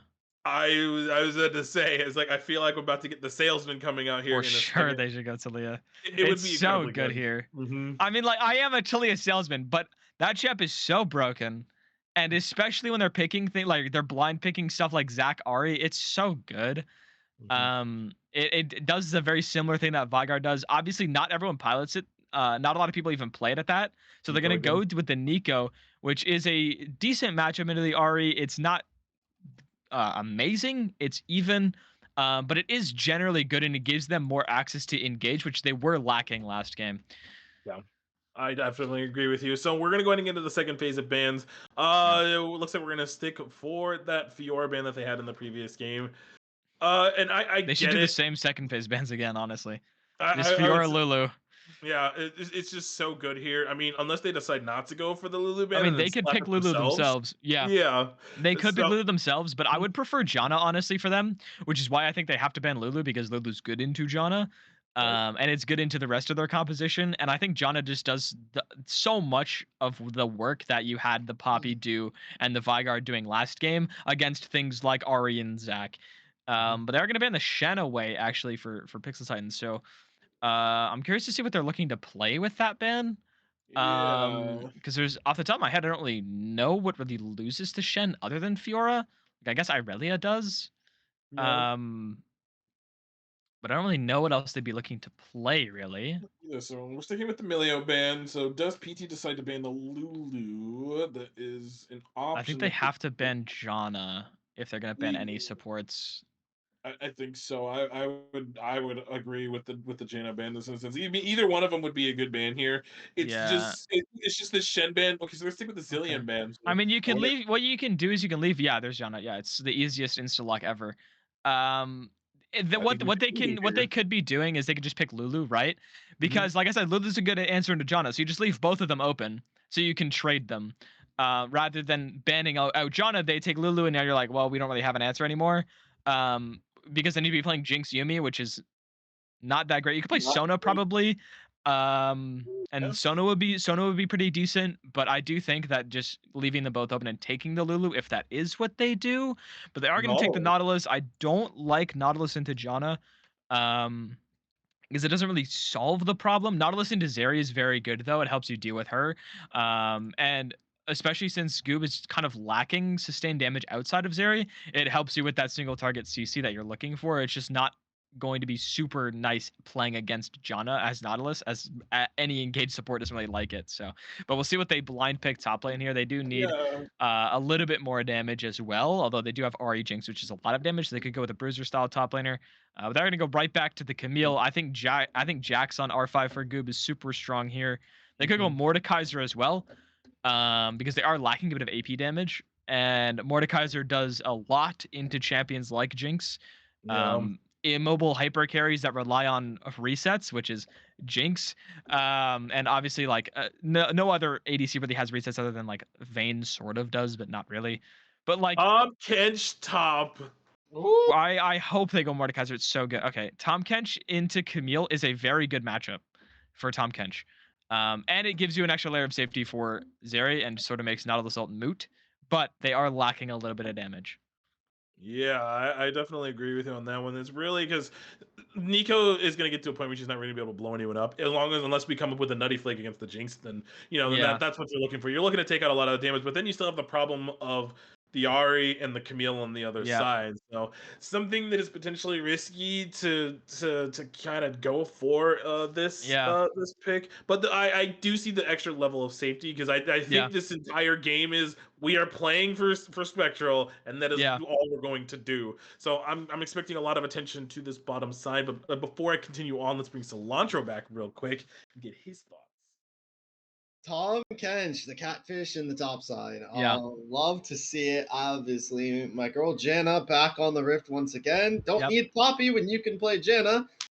So that I'm excited for that. Pixel Titans, I'm surprised, got away with Camille again. I mean, I don't think Darkin really did that bad. I think he's doing decent on the Camille. Yeah. Especially with past performances. But I guess that Goop just feel like the Camille goes in and they instantly blow it up. So they're not that really afraid. I think Xin Zhao helps deny the Camille as well with the Janna combo. Yeah. That's going to be very crucial for that. So I just don't with this team. How is PT going to get in? How are they going to get Yeah, in? it's tough. Yeah, it's tough for sure. I think like they have a lot easier access through the counter engage, obviously with Mhm. Nautilus this time around, and Ari can deal with Janna Xin Zhao fairly easily as well. So it's not as bad as the Poppy and Vigar were last game if you were playing this draft. So you have a lot more availability to move around, but this Zac will have a just as hard of a time as he did last game to actually find engage. So I think they're going to be relying a lot on Nautilus being the first one in, and then having that follow up afterwards with that Ari Zac onto the backline after John ult is used, after his Crescent Guard has been used, things like that, to find that secondary layered CC over the top. Because if they don't and they all go in at the same time and that Crescent Guard Yeah. blocks like 3 different abilities, or that John ult knocks out Zac out of his E, knocks Nautilus out of his Q, knocks Ari out of one of her Spirit Rush charges, then that's a lot of your gas blown already, and they only had to use one of their tools to get rid of it. So I think they're gonna have to they're gonna have to be really patient with their engage and play the slow game because all they're looking for is that first kill to get Jinx her reset. Yep. Yep. So, at the same time, this could be Tweakin also looking to take control in some of these later Yeah. game fights. Now, what we've typically seen coming out of Ari in this patch, in things like the combine, for instance, is a lot of roam potential, getting those roam timings. I have seen Ari's sack 3 waves to go roam and make an impact on the map. So if that is something that Tweakin is going to do this game, I am looking forward to that, and like I'm excited to see if that's what's going to end up happening. But Yeah. other than that, I'm 100% with you guys on just the pure disengage that Goob has.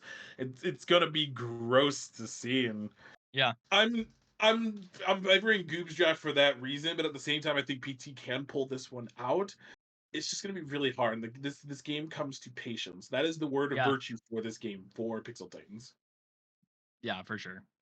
I think like I mean for me if you're Goob, obviously like your plan is really telegraphed. It's zero your bust. Yeah. Now on the because aside from her, this Zac Nautilus aren't really gonna die. Because Xin Zhao and Nico aren't known for their tank shredding necessarily. So I think it's going to be a lot on Spectral to do a lot of work in these fights. Obviously, he has a lot of tools to help him stay alive. But if he steps forward slightly too far, like we saw a couple times that last game, especially around that Baron fight that didn't go their way, if he missteps 1 or 2 times, that's half of their damage, honestly a little bit more than that, just completely off the table, and the fight completely swings. So I think Pixel Titans have they can do what they did last game, which is just blow everything on Spectral, and it's actually going to do a lot that work that they expected it to do last game.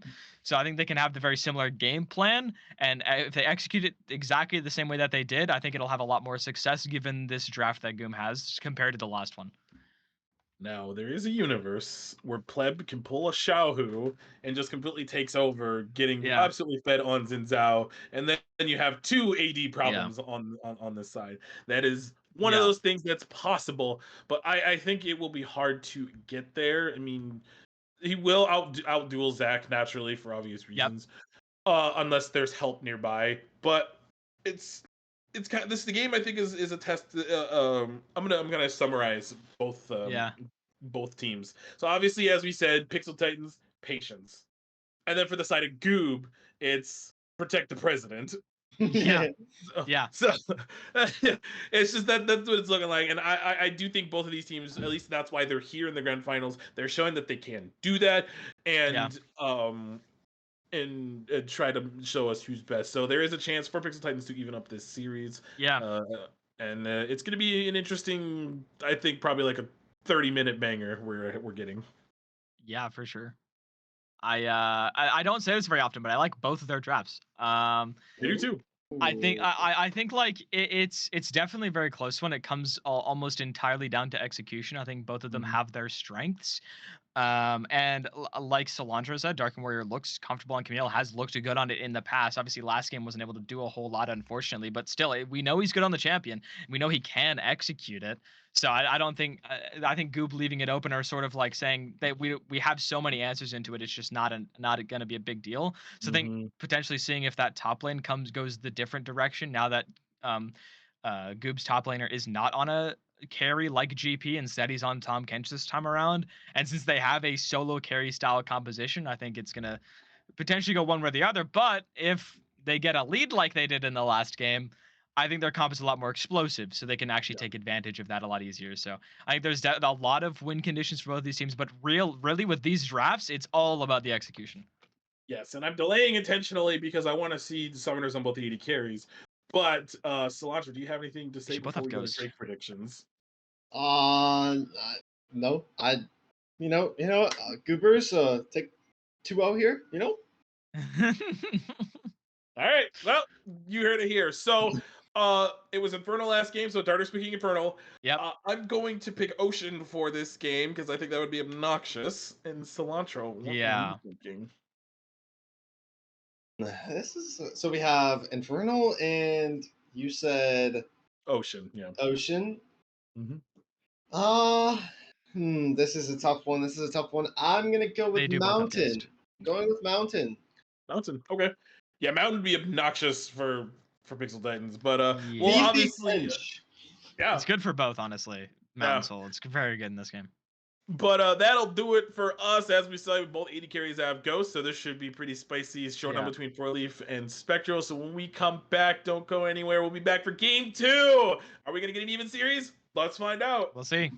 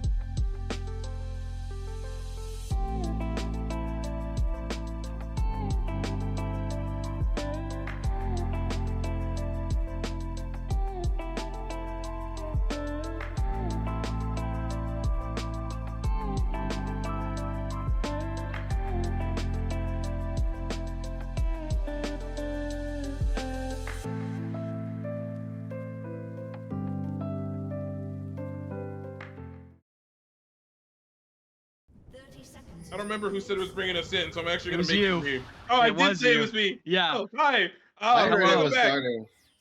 I said not me because I would mess with their names, but it's Pixel Titans versus Goob, game 2. Goob currently leading 1-0. Oh, Both yes. teams 5-man invading for vision, I would presume. Yep, they are. Warding each other's blue buffs, so once again, both junglers will be spotted out on where they are starting. I like this play because this is not something that we would see terribly often. Actually, expecting a potential invade as they back double backing. Okay, that would Camille have leading been the charge. interesting. I don't think you invade with a Janna, but not unless now getting the stuff. Hey, you can do what you want. I've had Teemo support spam ping me to invade before. Okay, listen. We do what we want. You know down what? here. You're right. You're right. You're what rank are you? Are you almost diamond? It's undisclosed. You know, I'd like to second that. I've been losing, so Gotcha. undisclosed. Is that Teemo support the type of person to send you a PDF before you get into the game? Like, I'm playing Teemo support. This is what you need to do. I ask them to not go Teemo support, and then they for some reason lock in Nunu with Ghost Cleanse and say it's really good here. Nunu support is wild. It's pretty good, yeah. Yeah. And then, they just managed. Oh yeah, really good damage, but it won't really become anything else. No, shouldn't. Easy peasy. Okay. One thing that's kind of gonna be very interesting this game, as we said, is the execution. Both drafts we mentioned are good, and we're kind of seeing right now at this moment we're not like pulling any like preemptive triggers. I will say there was a ward placed on Raptor, so Sinzao will be spotted on that. Very crucial information, as it looks like that went for an invade that I was clearly not paying attention to. So do we see a potential dive as this wave is pushing and the hook lands in the bottom lane? Wait, his pathing? Yeah, I'm actually... Wait, did he start? No, he started enemy blue. Yeah. Interesting. He went Raptors, enemy blue into Grump. It's actually a really good invade. Because he spotted them on Raptors. He's like, oh, I have so much time here to do that. The hook lands again? Wow. Hobbs is just having the magnet on right now, landing all these hooks. Which is why I thought they were gonna go for the dive, but then the wave wasn't pushing fast enough. So it's like, oh, can't make that play anymore. Yeah, Club is so sad right now. It's like he comes down, he's like, oh no, I can't even cross map his top side because I'm down here. And even if he does, we'll be spotted anyways, depending on which way he goes. That ward in the Raptor put will spot him out. Yeah. I have to say though, the kid making an adaptation this game did not go for that type of play in the previous game. He's currently pathing tops. Yeah, his pathing is really good this game actually. I really like it. Not sure like who made that call. He's not ganking. This pathing is wow, that's a lot of damage on the Barrero. That's without a Sheen. If that was Sheen, he dies. Yeah, we buffed that champ by the way. But yeah, his pathing is really good if he's not trying to gank, which it doesn't look like he is, because none of his ganks are really that. Oh, speaking though, should be fine. Oh, gets the drink. Oh, charm goes wide. Yeah. Okay, interesting. I'm actually surprised. Oh, that was a minion hook and a half in the bottom lane. But I'm actually shocked that Tweakin was forced to flash there. I think that was avoidable. I think he has to at some point. Ooh. Oh, we're gonna have an engage here. Blood person to bring the flash. The tornado! They give first blood over to Spectral. Can they do enough damage to be able to find Hobbs though? He denies the turret. Forces the flash on Hobbs. He goes for it. He does. Bleb, oh, nice the heal from the Janna 2 is gonna keep him alive. Goobers already making plays 4 minutes in. And we have a gank on the top side currently. Oh no, he cancels! Nice He cancels the dive. Barrero doing his best to stay alive, but will not be able to. Yep. Really good cross map there. Yep. Good plays on both sides of the map. That was a really good play from Goob there to punish Killer's positioning there. Because he started walking up to the top side of the map, not assuming that Pleb was going back topside after clearing bot camps because he spotted them in Tribrush. I would assume that's why he's pathing like that, because he's not assuming he goes down there. And they have no vision there either, so they don't know he's there unless they're assuming he did that. So a really good capitalization on that as well. Also really good tornado from Birdie to actually catch him on the flash as well. The knockup lands, which forces Hobbs to flash as well. This is both flashes out of the bot lane. They can punish that for a very long time. And that gets the Zeri ahead, which is exactly who you need to get ahead. Obviously, and for Pixel Titans, good cross map as well. I think the kid saw Darkin slamming top. He's like, well, we can get this Camille to be our win condition in side lane, because if Tom Kench can't match her, I don't think anyone can on their team. So no, that's there's no universe. Yeah, the only person a who realistically will might be Xin Zhao, but you don't want your jungler matching. You don't want your Camille, jungler cross mapping Camille. No. Yeah. So it's. We have a return gank coming down here as Pleb is in the Nice area. Nado. Zach went over to the Dragon Pit. Great tornado. They're re-engaging the Chompers. Pleb no flash this time, but is going to turn onto Hobbs instead. Does get rooted up. No, re-engaged on the point. The tornado is going to solidify the kill. Spectral should be able to find Hobbs here, maybe off of 1W, but it's got to be careful. Does eat a sack on from the kid. Absolutely slays Spectral. Got a little bit too greedy there. If that wasn't too greedy, if he didn't right click 4 times, he gets his energized auto and kills Hobbs with the execute. Oh, that's actually so tragic. Really big trading here on the top side. Because diminished. Yeah, when you right click with Zeri before you get the charged auto, it removes charge. It doesn't just do nothing. So you have to, like, if you're weaving autos, you have to kind of wait until they're in execute range to actually get your energized auto, so you have the bonus damage. Because if he just Qs a bunch of times and has the energized auto, I think he actually kills Hobbs there. Probably still dies, but actually you get the kill there. So. And the Zach getting a kill, I would say, is pretty huge. You want him to be tanky. Birdie will be John on vision, yeah. Oh, that works that way apparently. Alrighty. it's because of where the wall is, yeah. Yeah, right. Zach Q can't pull him over a wall. Sometimes I question a lot. They see the Nico coming down as a minion, funny enough, but it's just incredibly funny to watch. Sometimes just the weird interactions in this game, because that is one I didn't even know would do that. But this topside matchup, I know earlier you were saying that it's Tom Kench favored, yeah. Yeah, and currently he's down almost 20 CS rather. Gank in the mid lane. Hold on a second. That's a great pop blossom from Riddick is Riddick, so but maybe good. just here. oh, he's forced to burn the flash. It's gonna be Birdie and Spectral coming up with Pleb 2. The reinforcements have arrived, but they're not gonna bite the bullet yet. Why didn't they missed the charm? Oh, he did. Oh, yeah, he missed a charm. So that actually negated a lot of the damage that could have been put out. That was actually a free kill. And Riddick nerves his steel, holding onto the flash until the very last second, I would say. But at the same time, that opens up priority for the Drake. That will give them the first strike of this game. There shouldn't be a response. Yeah, okay, Pleb is backing, so no, there will be not a response from the side of Goob. They're willing to give this up. They did the same thing in the last game as well, so this will be a slower Drake start as well, as we get a Chemtech next. Wow. Oh. Didn't call that one. So now all of our Drakes are on the table. They are. One of us is guaranteed to be right. That's kind of crazy. It's gonna be me. Really? Listen, unless it's Chemtech, then we're all wrong. Well, no, actually, Chemtech's right now. But wait, there's 6 Dragon Souls, right? Or is there just 5? There's Ocean, Cloud, Infernal, Mountain, Hextech, Chemtech. Yeah, there's 6. Yeah. So we could all still be wrong. Very. If it's Ocean. If it's Infernal. If it's Cloud, we're all wrong. That's kind of crazy. It's Cloud, I swear. Yeah, I know, right? That would be the game BMing us. Almost +1 grub. Almost. You have to do that. If you're playing Jinx or Ezreal, you just have to throw it at grubs and just cross your fingers. Unless you're just like holding it for something like a kill or something weird like that, instead of trying to yoink a grub from across the map without vision. Right. As someone who plays Jinx, I mean, they did have a ward in pit actually, so it's on vision. It'd be really funny if he's just sitting there in lane staring at it, trying to hit us off on the grubs.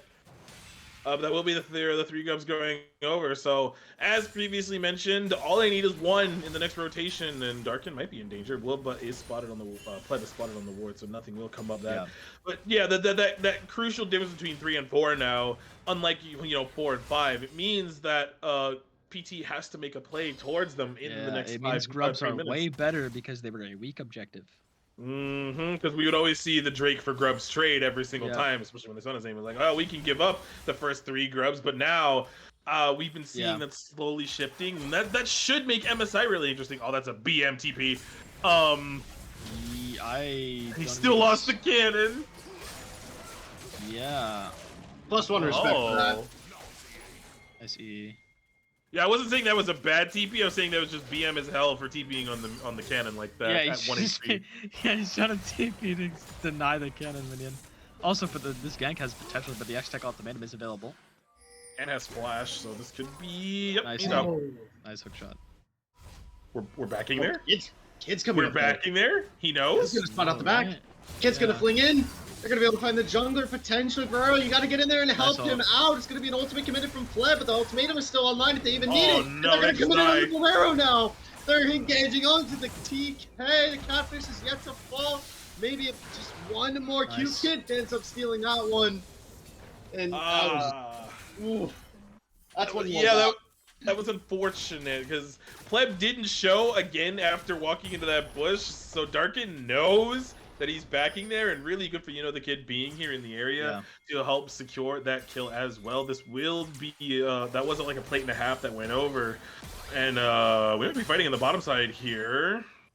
He hooked in Spectral. He goes in. Pleb flashes forward. Everyone is flashing apparently. This should be a trade for the AD carries as they both go down on the bottom lane. All right, Runic picking up a kill and Spectral as well. So just as we were comboing in the top lane for what happened, their bottom lane gets caught out of position. They were walked over the board, and we have lag as we just now paused. Okay, I was gonna say we have a reason for the pause, but We yeah, do. that's what happens when you are playing Jinx without an item yet, and you don't have tier 2 boots and enemy ADC does. The attack speed matters a lot on Jinx. It's like night and day noticeable difference between having tier 2 boots and not having tier 2 boots. So that big difference. Also, Zeri with ult is a very scary thing, even this early on. So, and I don't think they were expecting like 4 people to be there either. So really big trade there, especially since Spectral gets one of those kills. That does a lot for them in this bot lane, and this area that has to get ahead. Also, Runic getting a kill is very important as well because you want this Nico to be on or ahead of the curve in this game. Yep. So the reason is the top laner was lagging, so they will be reconnecting. Which one? Darkin. My bad. Darkin was lagging.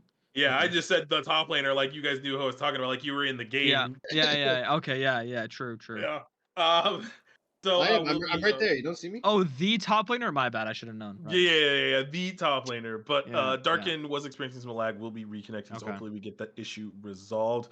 And we're 11 minutes in the game. It's 300 gold between these two teams. And as you mentioned, Spectre and Runic just got kills of their own. This is a 0-5 bot lane. It's just they've been abused pretty much like this whole game. Yeah. And they lost flashes again just now, so they're once again priority targets. Because if the Xin Zhao sees this Jinx out of position, he's just gonna flash on her every time his is up, and she has to flash as well. It's realistically, I mean, honestly, this really stems from that first bot lane play, where 4-Leaf was out of position and ended up getting caught because he didn't obviously think Pleb was there. So then he gets engaged on flashes, gets hit by the tornado on his flash, which is really well played by Jana, obviously. And then he dies, and Hubs having to burn his flash as well in that bot lane play completely negates a lot of that counterplay that you would have had in that 2v2. Just because Nautilus can't look for a flash auto or a flash hook or something like that, you have a lot less playmate. You have a lot of that playmaking taken out, and obviously the survivability is gone. And then they go down there again, punish those flash timers, and get another kill onto 4-Leaf. And then again, now that their flash timers are back up, they look for Prio. They did push up bot lane, took 2 plates, and then walk a very risky way to try to get vision, and then end up getting caught in a 4v2 and then dying, which gives Zarya another kill. So now Spectral's in a really good place. But if you're Pixel Titans, I mean, your top side's winning so hard, and a fed Camille is a threat to every single one of the members on that team, especially since Tom Kench is so far behind. It's not like both of them have gold, which would be a completely different scenario because Tom Kench would actually win in the side lane in that 1v1. But since Camille is so far ahead, and you're relying on Zeri to be a lot of your damage, it's Camille is one of the few champions that can completely negate what she wants to do by sticking her in a box and she can't E out of it. So the game was about to be on pause, but then says play will resume, and it's stuck at 0. So oh no. Oh, nice. Good to know. That's cool. Good to know. Well, so just in case anyone was wondering. Riot Games. Yeah. Okay, the game on pause, so never mind. We can go ahead and we're good. All right. Okay. So we will get the Riot Games pauses after that fact, though, naturally. So, as we're back into the game, the Trinity Force is completed on the Camille. She is a champion. I mean, she was a champion when she got Sheen, but now she's even more of a champion. The gold lead is mostly top jungle. Oh, he missed the plate. Or he didn't miss it. He didn't get it. It's one auto. Oh, tank the 3 tower shots for it. Yeah. Burn flash. Game's pause. So we'll just go ahead and wait that out real quick. Oh, that was the shortest one we've had all year. Huh. Yeah, it's very small. Series still doesn't. Oh, there's static shift. Okay. I was gonna say she still doesn't have her item, but now she has it. Oh, yeah, she definitely does now. And now, as the Chemtech Drake is getting ready to be spawning in 52 seconds time, I just kind of like, the kid had the control of the first 2 drakes in the last game. I think maybe that happens. They're not exactly in the same position. Their bot lane's so far behind though. Yeah. Realistically, they should just give this Drake and just play for Herald because you're winning so hard topside. And because you don't, it's hard to play around a bot lane that's so far behind. I mean, obviously Jinx's first item is finished, but she doesn't have tier 2 boots yet. So she really isn't that strong until she gets those boots online. So that's... Darkin get greedy. I don't think he dies even if they gank him. No, has both Hextech and Flash. Depends if he gets eaten, but yeah. Yep, and it's going to continue to be walking forward, so we have a potential gank coming. The ping is coming out. There's no way he doesn't know. He doesn't know. He now knows for sure. Great hook.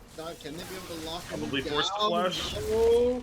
TP's coming in. They might be re-engaging on this. Hextech Ultimate comes down, but gets eaten up by Barrero to pull him away. And Tweaking comes in with the charm, and so does the kid over the wall. They're decimating this top side. Jinx Struggling rocket? to get online. Runic comes in with a pop blossom. Oh no. Out by Darkin and Tweaking. And Runic will fall potentially next. Does he have the movement? No, he does not. His kid is going to be able to snag that one. This is a very scary topside coming out of PT now. Yeah. Right. Barrero telegraphed that gank so hard by Wing in there. Also, the W was completely missed.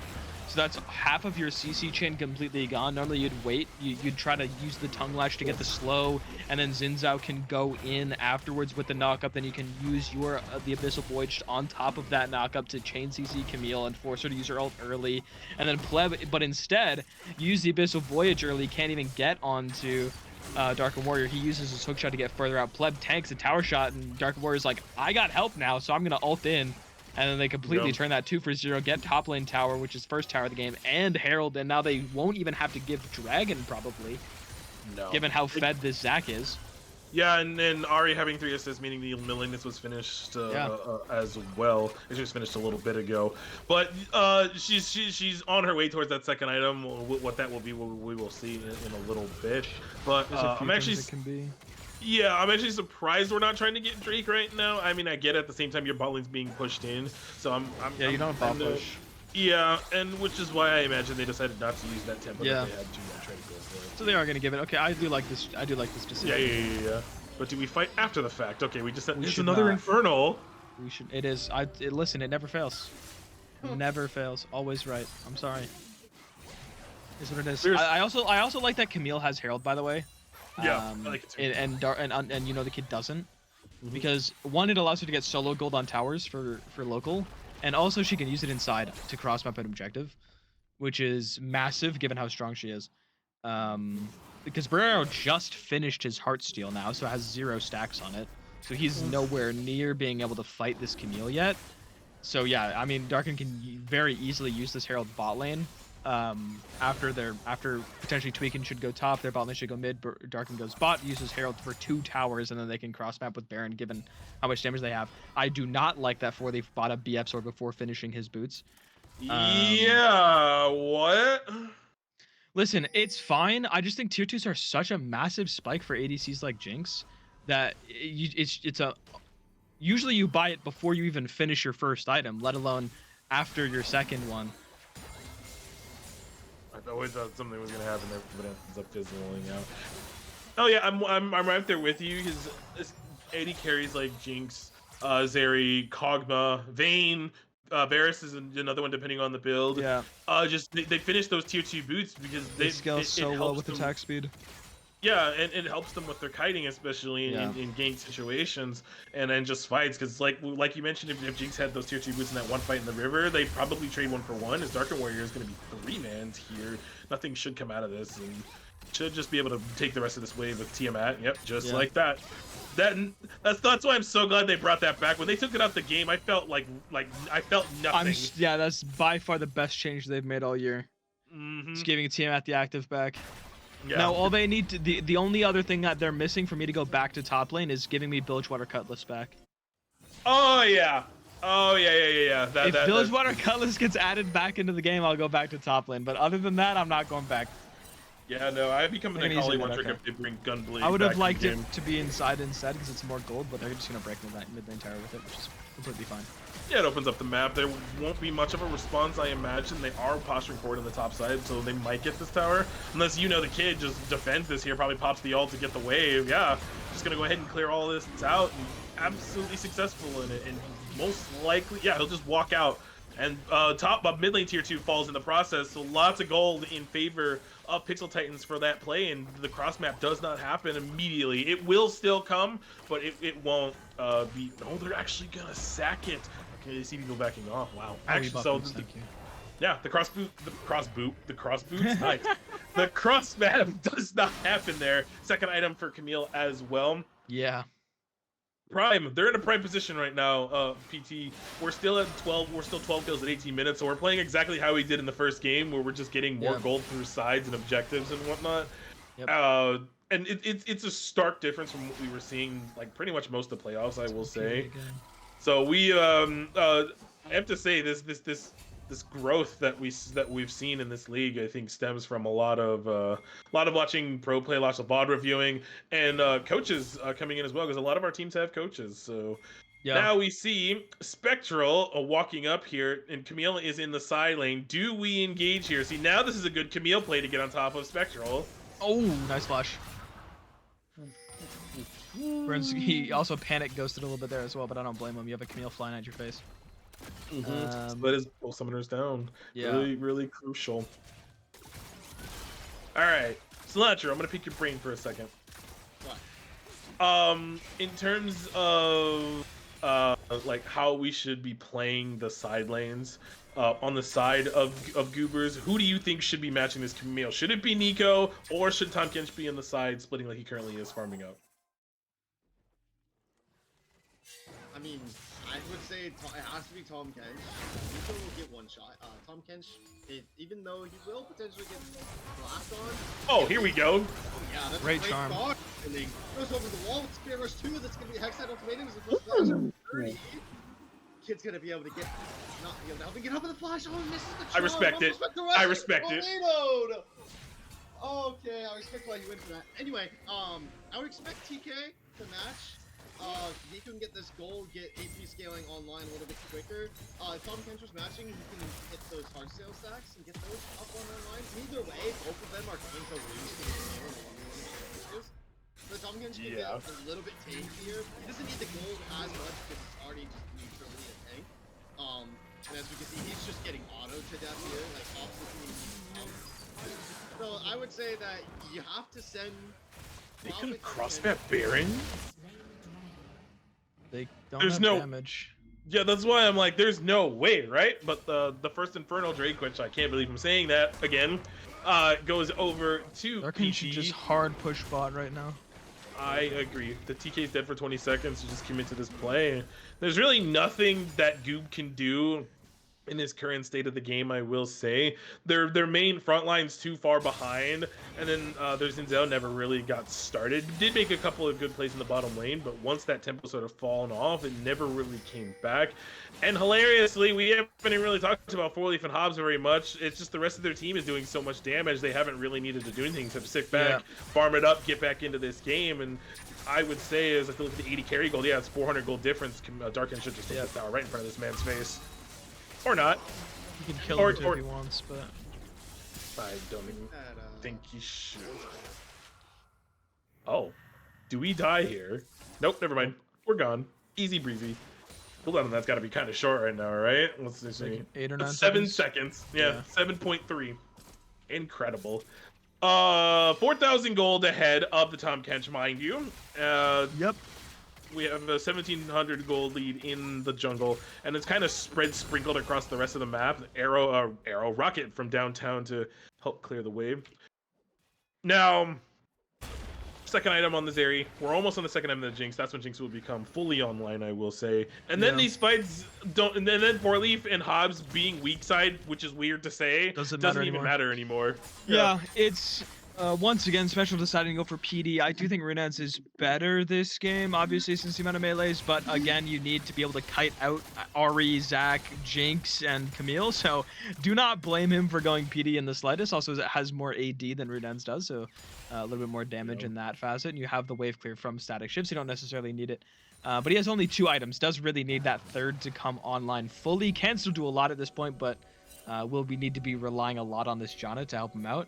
And given how threatening this Camille is, I mean, Darkin should be really almost entirely be sitting in side lane, spam pinging his team to hit the Baron. Whoa, Fled walked up. I think he's dead. Wow. On by Darkin. And, well, Special. You know the kids, they're just gonna go in, they're gonna absolutely blow up everything. It's looking like we're Did you just end the game? Yeah. I was gonna say, it's looking like we're definitely gonna be going to a 1-for-1 scenario. You hear the charms going to coming down into the Hextech ultimate Ferrari. You're not really going anywhere. Not like you have anywhere left to go besides spawn anyway. So that tower is heated up. Waiting for this wave to come down. And people decide to go, and no, they're pinging Baron. They want this game to go 10 minutes longer. Yeah, the death timers were just not exactly long enough. They also peeled off to fight the Tom Kench. Yeah. Yeah. So the Baron will be started. There is a TP on the Nico. If they clear this ward, I do think you just don't even go for this play. Yep, they're gonna go ahead and give it up. So not terribly too much they can do in this instance. This will be a Baron that goes over. The game is fully wide open. I mean, it has been for a little. It has been open for a little bit now. It's like the doors have just been absolutely burst down by PT. I do agree with Cilantro. I think we're looking at a 1-1 scenario here. Jinx now has 3 items. Stairs Gauge finished on the Camille, and we're firing the rocket to clear the wave and just be annoying. And it's like a 70-something second cooldown right now anyways. Oh, even less than that, actually. It's 54 seconds, so it'll be up for this next Drake. This is what we were expecting from Missile Titans after game 1. Yeah. It's like you could pretty much pick mostly the same draft and do this and pretty much win the game. And so far they're prized to do that. Yeah, I think a lot of it comes down to obviously this Camille being able to do what she needs to do, just because of that early lead that they were able to get, and also obviously the kid being so far ahead of his opposing jungler on a tank means that there's not a lot of damage coming his way because, like we said in draft, this area is all of your damage. And Spectral's been dying first or second in a lot of these fights, so he just doesn't have the time to really utilize his uptime and actually get the damage out because they have so much dive threat on the rest of his team that he ends up being in the wrong place at the wrong time. Camille things. Yep, and Camille doing Camille things. Honestly, like, he can do whatever he wants at this point. Neither of these dudes kill him. He just blows everybody up, but it looks like Pleb will be Three here. of them kill him. Just go mid, just go mid. It's going to be an ultimatum. It's going to force the flash out of Birdie. Jumpers come on. The kid's going to be jumping in with the fling. It's a great tornado combo. Ultimate. They're trying to do a little bit of peel as much as possible. The kid is taking so much damage. Has yet to fall. The pop boss finally comes down, trying to find fully killer. Nice. Kid's still yet to fall into that pass. Oh my god. Darkin's going in on the Spectre. Oh my god. Can he find Spectre? Not fall just yet. It'll be an ace. And what looked like a fight the Goobers potentially could have won, they ended up not, and we are going to 1-1 minimum 4 games. Yeah, that was a bit of a flip. I really wish they would have just let Darkin 1v4 that and just take mid inhib and bot inhib and just threaten to end the game while they're fighting Camille for no reason. Instead, they decide to match the fight, and it ends up going in their favor. Almost doesn't. Luckily, Special wasn't 3 items, because if he was, that fight is definitely in favor of Goob. But just the fact that Darkin and the kid are so fed, Special just doesn't have the damage at that point in the game to shred through that much HP and that much armor with only those 2 items. So a little bit unfortunately for Goob, they just didn't have the money to be able to actually capitalize on that slight misplay from Pixel Titans. They did end up winning the fight, and obviously were able to end the game because Tweakin was in bot lane shoving that wave, got the inhib during that. So but yeah, I mean, all in all, like we said, Zeri's almost all of their damage, and unfortunately, just Special wasn't able to get online. And as you can see the damage charts, I mean, Darkin absolutely running this game over. Yeah. Yeah. Yeah. That's obnoxious. Did more damage than like Did more almost damage everybody than combined. Yeah, exactly. Like I think if you did the math, it's close to the entirety of Goob's comp, like their whole team combined. Obviously, his own team, it is like 3,000 damage less than the rest of his team combined, but including Nautilus's damage, of course. Because the rest of his team did just about 35,000 damage total. So, and he did 31,000 himself. Obviously, he is slapping a Tom Kench a lot of the time, but still, demonstrably fed on this Camille, and was actually side laning quite well that game as well. I agree. So all the 3-0 predictions are dead. So there's that. They are. Whoops. I'm sorry. I guess I leaked the script by accident. You did. DBZ did it. All right. I guess I did it. But that will do it for us. We have a series on our hands. When we come back, we'll be in draft for game 3. So don't go anywhere.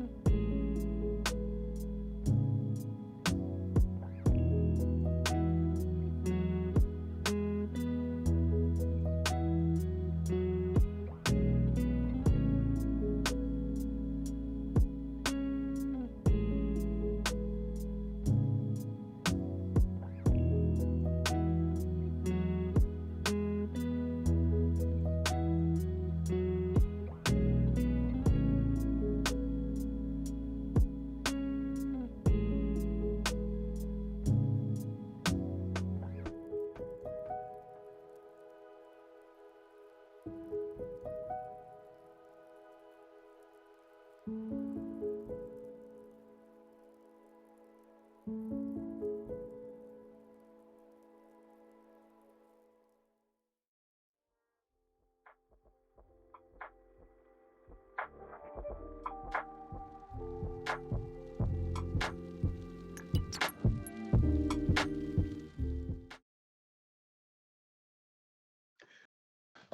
So we're back for game Hello. 3. The teams have swapped sides this time, so Goobers will be Yes. on the blue side, Pixel Titans will be on the red side.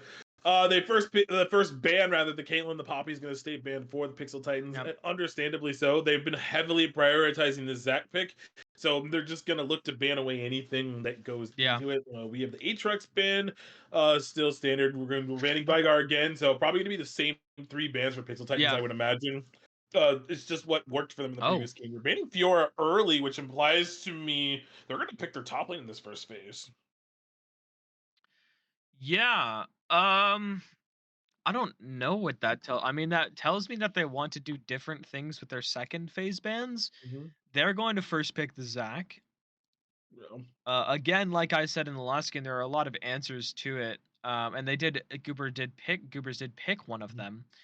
And it did its job. They were just so far behind, it just wasn't able to. They weren't able to actually win those fights. That did end up looking good for them because they didn't have the damage to kill the Zac. And there is the Xin Zhao response. Like I said, it's a good answer into Zac, one of the best that are still available. Obviously, Poppy not being, and then Xin Zhao Ahri, a good mid jungle. So I'm not no real surprises there whatsoever from Pixel Titans. And then on the side of Goob, you're gonna hear me say it again. Talia's pretty good here. Now the only problem with picking Talia here is you have an AP jungler, and when you have AP mid jungle, they can buy Merc treads, and now neither of you do damage anymore. So you might want to go with an AD mid instead. And Tristana's the only one I could think of. Yeah, there are some good answers into Ahri, Tristana being one of them, but they are going to go with more of a control mage style anyways and go with the Victor instead, which is a very neutral matchup into the Ahri. I do think Ahri is slightly favored throughout most of the game, but it's fairly even regardless. And now they should pick their ADC, whichever one they decide is good. I wouldn't really be surprised if they go with Zay, but they're going to go with Philios, which is really interesting. Very low mobility, especially against champions like Ahri, Xin Zhao, can be a problem, but it does pair decently well with Victor and Zac another long run. But Pixel Titans will go back to the Kog'Maw that we saw in game 1. Yeah, it was doing okay. Like we mentioned, it's just they were not able to get any kills in the bottom lane. That was just the unfortunate thing. And when 4Leaf got items, he was shredding. So again, that's a pretty confident pick. Now we commented a little bit a moment ago with the early Fiora ban, which implies that they're either probably going to focus more top lane bans here, and then pick something strong for themselves, or they're just doing it for funsies and just completely dropping one of the bans from last game. What that tells me is they want to have more flexibility with their second phase bans because they've kind of been pigeonholing themselves with the Fiora ban every single time in second phase, or they want to ban 2 more top laners. And there's the Camille gone, so that is what it is. They're like, hey, Blitzcrank's probably not going to be picked in the series at all, so we're just going to leave it open. And we're going to ban the Fiora instead because we want that gone regardless. And they're going to ban the Camille as well. I'm curious to see if they're going to ban another top laner and just leave open all the supports. They should probably ban Milio. Yeah, he plays a lot of it. We said in game 1 how good it is with Kog'Maw. Pixel Titans did ban it from themselves that game. But I think that was more of a Zeri problem. Yeah, there's the Milio gun. I'm not surprised at all. Like I said, Hobbs plays a ton of it and it's good with Kog'Maw. I think Lulu's a pretty easy answer. I think the Janna's also good again. I know Cilantro's was making a bit of a joke that it lost both games, but yeah, Darius blind, which means R5 support would be a little bit crazy. But hey, if you don't think they can counter it, go for it. I don't remember if Darkin played it. No, Darkin did play it last week, actually. And absolutely smurfed on it. So this is an absolutely or 100% like a confidence pick coming into this game. And they needed a little more AD image anyways, because Kog'Maw is kind of split. And just picking that bruiser, that Darius can be hella annoying for the Zac and whoever he ends up laning against. And banning away the Shen does kind of negate that. So Nocturne is going to be the pick here. So this is Zac top. If my laning assignments are correct, that's interesting that we're opting into that matchup. I have to say. I Very need to interesting. see the support pick. Yeah, we're Yeah. opting into a counter pick top lane. Nocturne Victor is not that great of a pairing either, and they're gonna go with the Philios Thresh as well. So we'll see what. I think Janna is really good here again. Like I unironically I think it's good. I agree. They could go Lulu instead, and it'd still be quite good as well. If they're more comfortable on that rather than the Janna. But I don't think the Janna was a comfort problem. It was just a game situation problem, and the fact that they're down in gold and they weren't able to actually do really too much with it. Because it did its job in both games actually that it lost. But they're gonna go Rakan, which is interesting. It's not great into Thresh, but I do think it gives them what they need because they were lacking a bit of engage. So I do think it's quite good. Okay, yeah, I definitely agree with you. So the teams are gonna probably speed run through this draft because they were in a hurry to start this one in draft loss. So let's bring Cilantro back while we go ahead and talk about this draft. Well, there is no Janna, so I automatically hate it. Yeah. But Aphelios Victor were picked on the side of Goobers, so gotta say, that's a great composition right there, in my opinion. But Pixel Titans are once again retreating towards Kog'Maw. 4 Killer looked really good with it on game number 1, although it did come online a little bit later than they probably would have liked it to have. I don't really. I guess Nocturne. It's just an interesting pick. It's a little weird for me. Yeah, I think they want to fight on top of the Victor, is what I'm guessing. Yeah. And have him come in late, but Nocturne is someone that kind of is an engage tool comboed with the Zac and Thresh, and Victor's just going to be coming in from behind. He's going to be late to the fight. It's just not. It's kind of almost like dis-synergy. Yeah, exactly. I would like it a lot more if they picked Nico or Orianna instead of Victor. If they had either of those two mid laners instead of Victor, I think it's a much more reasonable pick. I think the bigger issue I have with the Nocturne, more so than it being a little bit of a departure from their composition's identity, is the fact that, like DBZ said, you're opting into Zac Darius, which is not a great matchup for Zac. And especially seeing how the last game went, how Darkin went absolutely crazy on the Camille. Now, like I said, that champ is the most broken top laner in the game right now. But still, like, Darius is very strong, and you can do very similar things as you did on Camille. And since you're playing against an Aphelios and not a Zeri this time, you're not nearly as worried about the amount of mobility that their composition has. So the Hextech Ultimatum has less value as well in this comp anyways. So I think Darius is quite good into the champions that they have because almost all of them are immobile. Like, the only thing that Victor and Aphelios have going for them is a movement speed steroid of some kind. But when you're playing against Ahri, Xin Zhao, Rakan, Darius, you can get run down still.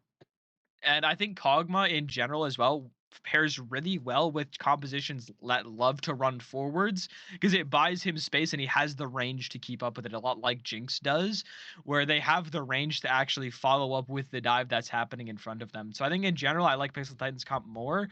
The blind Darius was an interesting thing that I was curious to see how it would go, but I think they had the right read where Darkin's like, hey, I think I can just pick Darius and they don't have an answer for it. And it looks like he was right because they ended up folding and saying, hey, I guess we have to go Zac top now, which in itself isn't a good matchup into Darius. Yeah, and I was doing some digging into Runic, and Runic has played a few Victor games as of recently. Yeah. So it's something that that they have played a little bit, have a 64% win rate on it, so they are positive on it. It's just into this comp in particular. I'm surprised if they were already planning on playing Victor, they didn't slap the Orianna, because I mean that's like the ye old classic. But I mean, if they're chefing something, and we'll have to wait and see what they were chefing, which also kind of changes what I want my soul to be in this. Yeah, everyone knows what mine's gonna be, so. It's gonna be Infernal There's again. no way he gets 3 in a row. There's sorry. No way. There's no way it happens 3 times in a row, right? Surely it wouldn't be like quarterfinals where I almost got 4 in a row. Like, surely that wouldn't happen. That was obnoxious. But I think a Chemtech soul would be fine here.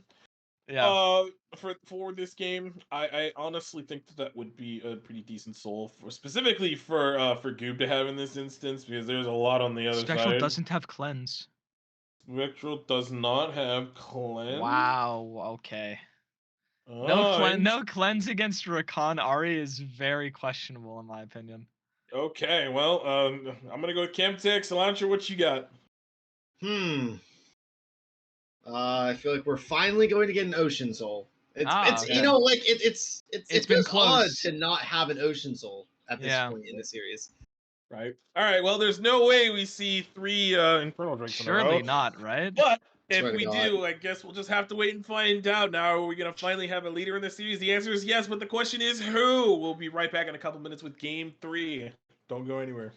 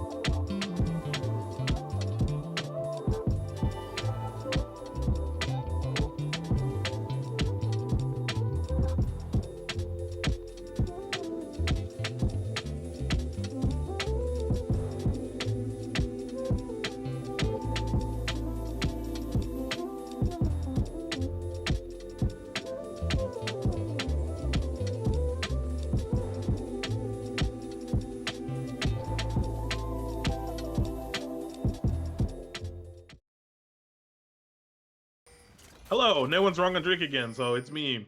Hello. Welcome to Game 3. We have 5 bans on opposite sides of the map as both teams are trying to sniff the other out. Meanwhile, on the red side, they're just chilling at their blue buff, they were expecting an invade, so nothing to come out of it. No cheeky level 1s. I think they were anticipating Darkin to walk up aggressively and For sure. and just be cheesy and just go for the kill there. So, oh, he's actually stops his back in the bottom lane. Interesting. He's actually gonna walk that way. I mean, he'll make it in time, I think. Okay, he should. Yeah, he All should right. be fine. I was like, what are we chefing here? Both teams are chefing this game, that's for sure. But everyone's gonna go to their normal lane assignments. We got a couple of wards here on red side's jungles. So this way, any types of weird nonsense, they will be stopped in their tracks. And on the other side, we had one place in the top ward. I think anticipating Darkin to walk up at some point during that during that setup play. No, mid lane. I used to play a lot of Ahri, and into Victor, it usually it was depending on who just rotated their spells better. Aw, shoot matchup. Yeah. So we have Electrocute on the Ahri, and we have Airy on the Victor, both standard keystones coming into this game. Tweakin played pretty well on the Ahri in the last game, so actually surprising that they gave that up. At the same time, like I said when we were in draft, I'm surprised that Orianna wasn't drafted. I'm surprised it didn't B1 Ahri, to be honest. I think that champ is so unnecessarily broken, and there's very few champs that actually beat it in lane. And seeing as nobody plays Talia and nobody wants to play Lissandra, and people are sleeping on LeBlanc still, there's like no good answers into it that people actually play. So I think it's actually, and it pairs so well with every single good jungler right now. So I think that there's a reason why the champ has so much prio, and I mean we saw it last game and also in the first game as well. Yeah, absolutely. So we're having a classic start here. Junglers are kind of just ignoring each other. Did get a ward, so they will be aware that Nocturne is on the bottom side of the map, since that will be pathing down here as well. Not too much I expect to come out of really anything. We're just gonna farm it up. I think we've been playing really slow this series, at least slow until like 10 minutes, and then something happens, and then all of a sudden the team has an obnoxious gold lead. Yep. Yeah, but, we're playing League of Legends in the fact that we have 2 scaling bot lanes every game, so not a whole lot of action comes through outside of top lane or any catastrophic failure in bot lane. But I do like this roam from Tweakin a lot. If he takes this Doom, they have to know. That's a great flail. Tweakin comes in. Oh no! But he misses the charm. Pleb was there for the reinforcements if needed anyway, but Kid was also roaming around. Yeah, both flashes burned out of the bottom laners. Oh. What are you chefing over there? I'm trying to think if that charm would have actually hit special or not. I don't know. Either way, I mean, flashing is just the safe option regardless. I'm not saying he didn't have to flash. I just don't know if that charm would have hit or not. But yeah, that forces both of the flashes out, which is big. But re-engage actually. Oh, they can find Hobbs with the great interest. Able to get away. Pleb is ignited, eating turret shots. So it's a support. Actually, no, Killer finds that one. Flash forward out of Kid. Trying to get an engage onto Spectral. Killer slows him down just a bit, but is going to be able to stop them with the Graviton gun. Oh, that knockup was tragic under tower. He flashed into the Recon W, that's so sad. Yeah, that was a tragedy, but it ends up being a 1-for-1 trade at the end of that play. Now, good news is it wasn't double buffs that went over, so Kog'Maw cannot stay here forever and just keep farming this up. But crucial that Kog'Maw gets a kill, and I would say unlucky that Thresh got it. You would have very much preferred if that had gone to Aphelios or Nocturne, especially Nocturne's trying to hit this level 6 faster so he can just R somewhere on the map. Yeah. Now that I'm thinking about it, there's really no good targets to ult because Ahri can just ult out. You just don't want to ult into a Darius. Yeah.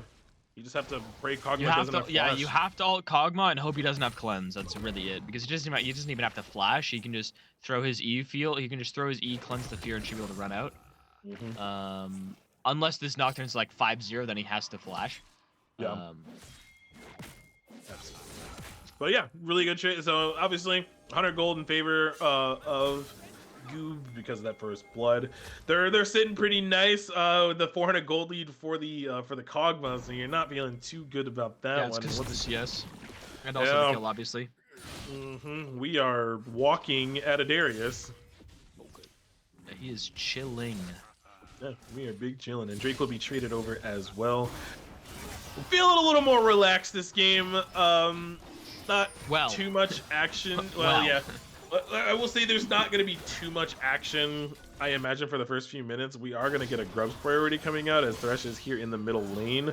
Aphelios is just left to his own devices, and we don't have level 6s here for the mid lane. It's Chemtech next, so I guess I'm already wrong. You know what's going to happen. You know what's going to happen. There's no way. Surely not 3 times in a row. Right? I win this time.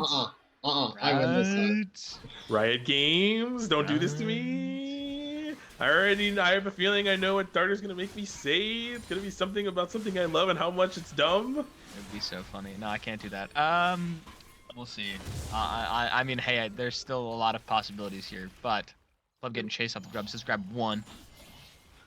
And if they take the next 2, I think it's really good here. Yep. Now that does put in a little awkward situation here.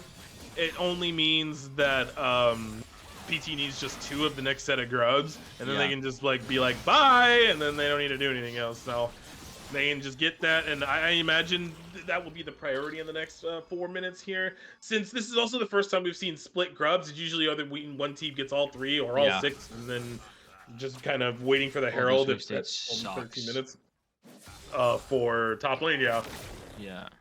That's actually really challenging. He hit that. He was taking that. He was 100% taking that. He smelt it.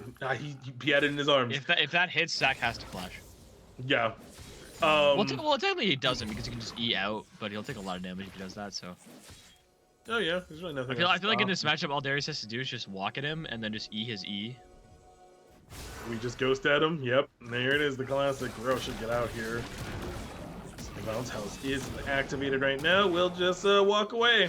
Or unless he gets pulled back. And now he has to be forced to flash. Actually, the passive is going to be popped. And Nocturne is ulting in the bottom lane in the meantime. This should be a kill over. Wow, that knockup. Oh, that's amazing. Oh, he misses the flail though, Birda. Can he win the hook? Potentially if it comes back up. We're dying again. Coming back in. Hobbs is extremely weak. Pleb's able to slay 4-lead killer there. Tweaking comes in. And procs out that Spirit Rush looking for the potential charms. Gonna end up eating a hook coming out from Birdie. Does he commit that? He's still holding that charm. Has to use the last Spirit Rush to get out. Hobbs unfortunately not able to help his fellow mid laner. It's a really tough. It's a really tough play, but if he flashes the hook and then hits the charm on Spectral, it's a kill. Now, like I said, that's a hard play because he's melee range basically on Thresh. Yeah. Just to flash the hooks. He has like a 0.5. He has like half a second reaction to the animation to flash it, and then he also has to Spirit Rush out of the flay subsequently. So not an easy play at all. But that is Spectral's ghost. No flash from Fully Burned at that play, so it's just a 1-for-1 trade once again. Spectral not the one to get the kill, but Pleb the one to grab it this time. Thankfully, not the Thresh getting 2. But on the flip side, obviously, you know, the kid gets the kill onto Barrero. He's top still, yeah, he actually just gets out. Unless... He missed! Oh, no. If he hit that, he gets the kill for sure. Yeah. Oh, that's a not like this moment. At least he's +1 cannon. Oh, that's so sad. Oh, getting that kill would have been massive. I think he gets. I already know he's. Right? I already know he's hoping we didn't see that, and then he's gonna watch the VOD and be like, "Oh, they saw it." Of course we saw it. We see everything. That's one of those where you're like, where you start sweating. There's like no comms, and you hope your team wasn't watching. That's one of those. I am the watcher. I see all. I hear all. I observe all. But I do not, will not, cannot interview. I love it. I love it. Dark in here in the mid lane. Victor does have flash. Another flash. Interest ends up missing. It's a good flail into the hook. It's gonna go into a Nocturne ultimate, but he's just able to get out. Storm comes online for Birdie or for Runic as well. Okay. They burned 2 ults there. Then since the Nocturnal is down, which I think would have been lovely to have been safe for this next Drake. I agree. Think it'll be also the Chaos Storm and the Paranoia both gone, and those are 2 huge high impact ultimates in these fights that you need to have. Also, Hobbs has the quickness still. Didn't have to use it obviously because he was level 5. Ended up leveling up off that wave, so he gets out without even needing that. Did burn his flash though, so that's another important cooldown. Yeah. But definitely, given the ults economy, this fight looking a little bit favored towards Pixel Titans. Yeah, especially since the Drake is coming up. Now, we also got pings onto the Void Grubs. Now, this is kind of like where you is the hard choice. Like, do you stop the Dragon Stack or do you focus the Grubs? It looks like we're actually going to try to stop the Dragon Stack here, as Aphelios does have red-white, so it is time to fight, as the Captain Flower says. Red-white, time to fight. I like that. The Drake has spawned onto the map currently. Does not look like. Oh no, they have to know, right?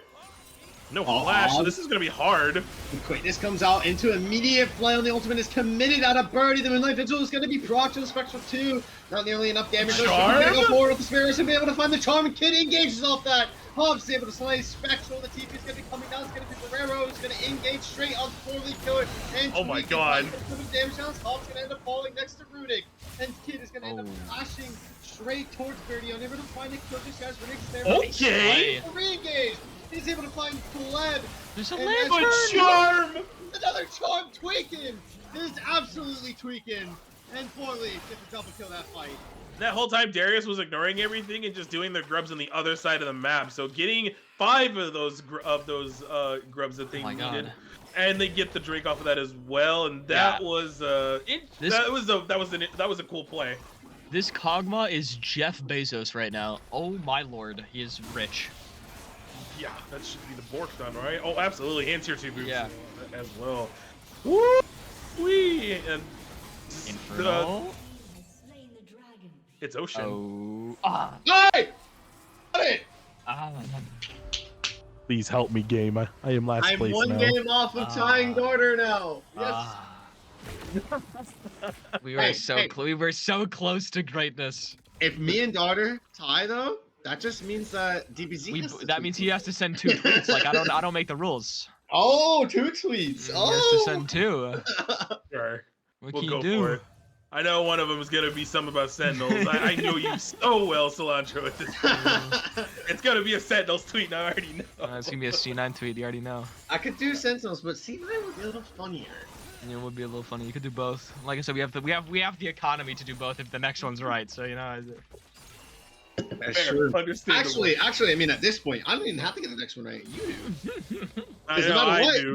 he doesn't have one right. So no matter what, True. he's He sent in 1 or 2 tweets, no matter what. exactly. No matter what, if I get the next one wrong, watch, I'm probably gonna get the next one. We leave a cheeky Hey, you playground could on get his left side. if it goes to 5, you get the next 2 right. However, That is going to be a great. There's Here's nothing. going to go down. Here comes in Ow. Nocturne with the ultimate. It's going to be a great shutdown though for the Aphelios. They're going to be able to flee up Hobbs, not allowing him to disengage. He's going to find his way over to the tower though. He can win this. Looking for a potential re-engage with the kid, but the spell shield is going to be able to keep Cloud from getting knocked away from the Jinjiao ultimate. That's Runic looking for an engage Still angle win here. this. Ari's Watch here. the zombie field online. nice. Going to be committing the Storm. Tweak is going to be able to find Yeah. with respect to Yeah. Tweak Yeah, is going you to can't end get up another landing one on as the well. Birdie. He's going straight for Birdie. It's going to be able to Mhm. find it's a triple kill for the assassin mage from the mid lane. I was about to say the second Ari was reserving, Yeah. I'm like, you win this, keep fighting, you win this, keep fighting. It Yep. ends up being a 3 for 3 at the end of the triple kill going to the Ari. The mid lane that's already in hand, going to be finishing those tier 2 boots as well. Tweakin has played really well on this Ari the past couple Yep. of games now, showing that why this champion is broke, and you should It's so definitely good. be wanted if it's open. I mean, Yeah. maybe Runic is not comfortable, but that will be first tower. They're up 2 Drakes. They're feeling pretty good. Rip Herald is up on the map. And from here, you're just doing whatever you want, I think. Darius Yeah. has a bounty off a farm alone, and you're just doing whatever you want at this point. Yeah, it's the farm situation in mid and top is very similar but mirrored, except Ari has 4 kills. So the gold lead in mid lane is completely neutral. It's actually slightly favored towards Ari, and the gold lead for Darkin is 1k entirely in CS.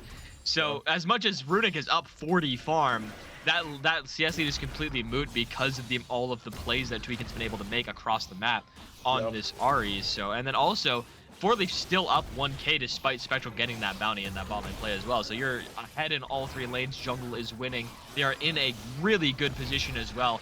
5 grubs plus the Herald. They could be able to crack any tower that they really want at this point. Yeah, and to highlight once again that you mentioned about Tweakin just making those roam timers. That's what I was talking about, I think, during Game 1 draft, is if you're going to play this Ari, you need to make these roam timings happen, and we've seen that consistently out of Tweakin. And it's incredible to see exactly the impact that Tweakin's had in this game. It was Darkin in the previous game prior to that. Yep. So seeing that this team is flexible, as Spectral could be in potential danger, no flash, and if Yeah. he walks up, it is doomed. It's close. He's playing Who quite knows? respectfully. He has Yeah. some idea. Obviously, Darius missing from top lane. But I do not think that Tweakin. Okay, Tweakin has a major idea and the major movement speed too. I mean, Yeah. yeah, it's cool that you burn it, but at the same time, it's not even worth ulting Ari. I'm not gonna lie, because it's I either agree. just flash or He's never ultimate. dying, yeah. I agree. I Yeah. agree. Darkin's getting a little aggressive here, and then on the top side. Not too much to come Yeah, out he of that, really but can because he knows Nocturne's bot side, knows there's no ult now threatening him, so it's a 1v1 with the two of them. Darkin once again has the Herald. I'd like to see him use it in side lane this go around. Yeah, I definitely agree. Oof. Because like I said last game, he can use it to take effectively 2 side lane towers at any point just because of how strong he is.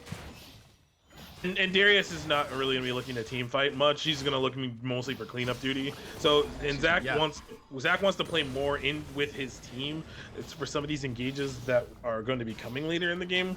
So, kind of chaining Barrera up here is a good play, I think, from Darkin. Not able to make an impact on the map like you'd want on this Zac. It's like we saw it in the LEC when Broken Blade was on it. My man's was sacking like wave after wave to gain teams for advantages for G2. It's just that's just how the champion should be played. Darkin is actually going to be spotted out. They're going to herald this mid lane. Yep. I think that's what he wants to do, but he's seen. He's actually in danger right now. Darkin is in danger. Yep, will be 4 mans here. Nocturne ultimate. Does have to flash up the wall, but Bud's gonna flash just now to he can win this. Still near side. He's got a 1v1 angle. The falling game team God. comes down, but he does not get the execute. I think he gets to kill it. This is close. Woo. That was close. So yeah, there's 4 people up there. It will secure the Ocean Drake. That is, put them on soul point. So good kill to get on the Darkin. It also was a shutdown that went to the Nocturne. You'll take that any day of the week. Would have preferred that to go in Aphelios. I think if Aphelios got there just in time, could have maybe secured it. But I think it was close. Yeah, it was a really big mistake by Darkin there. He wanted to herald the mid lane tower, but they had no mid push, and 4leaf and Hobbs wanted to back. So the wave was pushing away from their tower. They had no wave to play on, nor prio to use that herald. 4leaf gonna do a ton of damage. Ari is here and killing Spectre on the mid lane, by the way. Keep going forward. What's such a rush? Don't think he needed to flash. And then on the top side, yeah, the Zac. This is a slaughter. Yeah. I mean, it's just they're doing the same thing they did in game 1, except now we've more accelerated tempo. Now we're ahead in kills over minutes.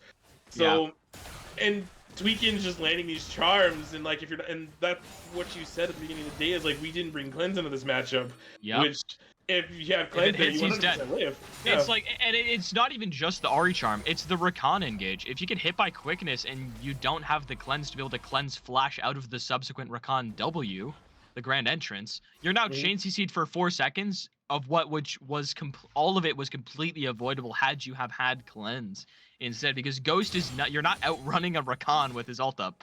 It's just not happening. So right now at this moment, Spectral is falling further and further behind as a result of that. Is down 1,400 gold to 4leaf, and Hobbs might be potentially caught up. But I don't think you take this fight. Darkin is here and is very strong.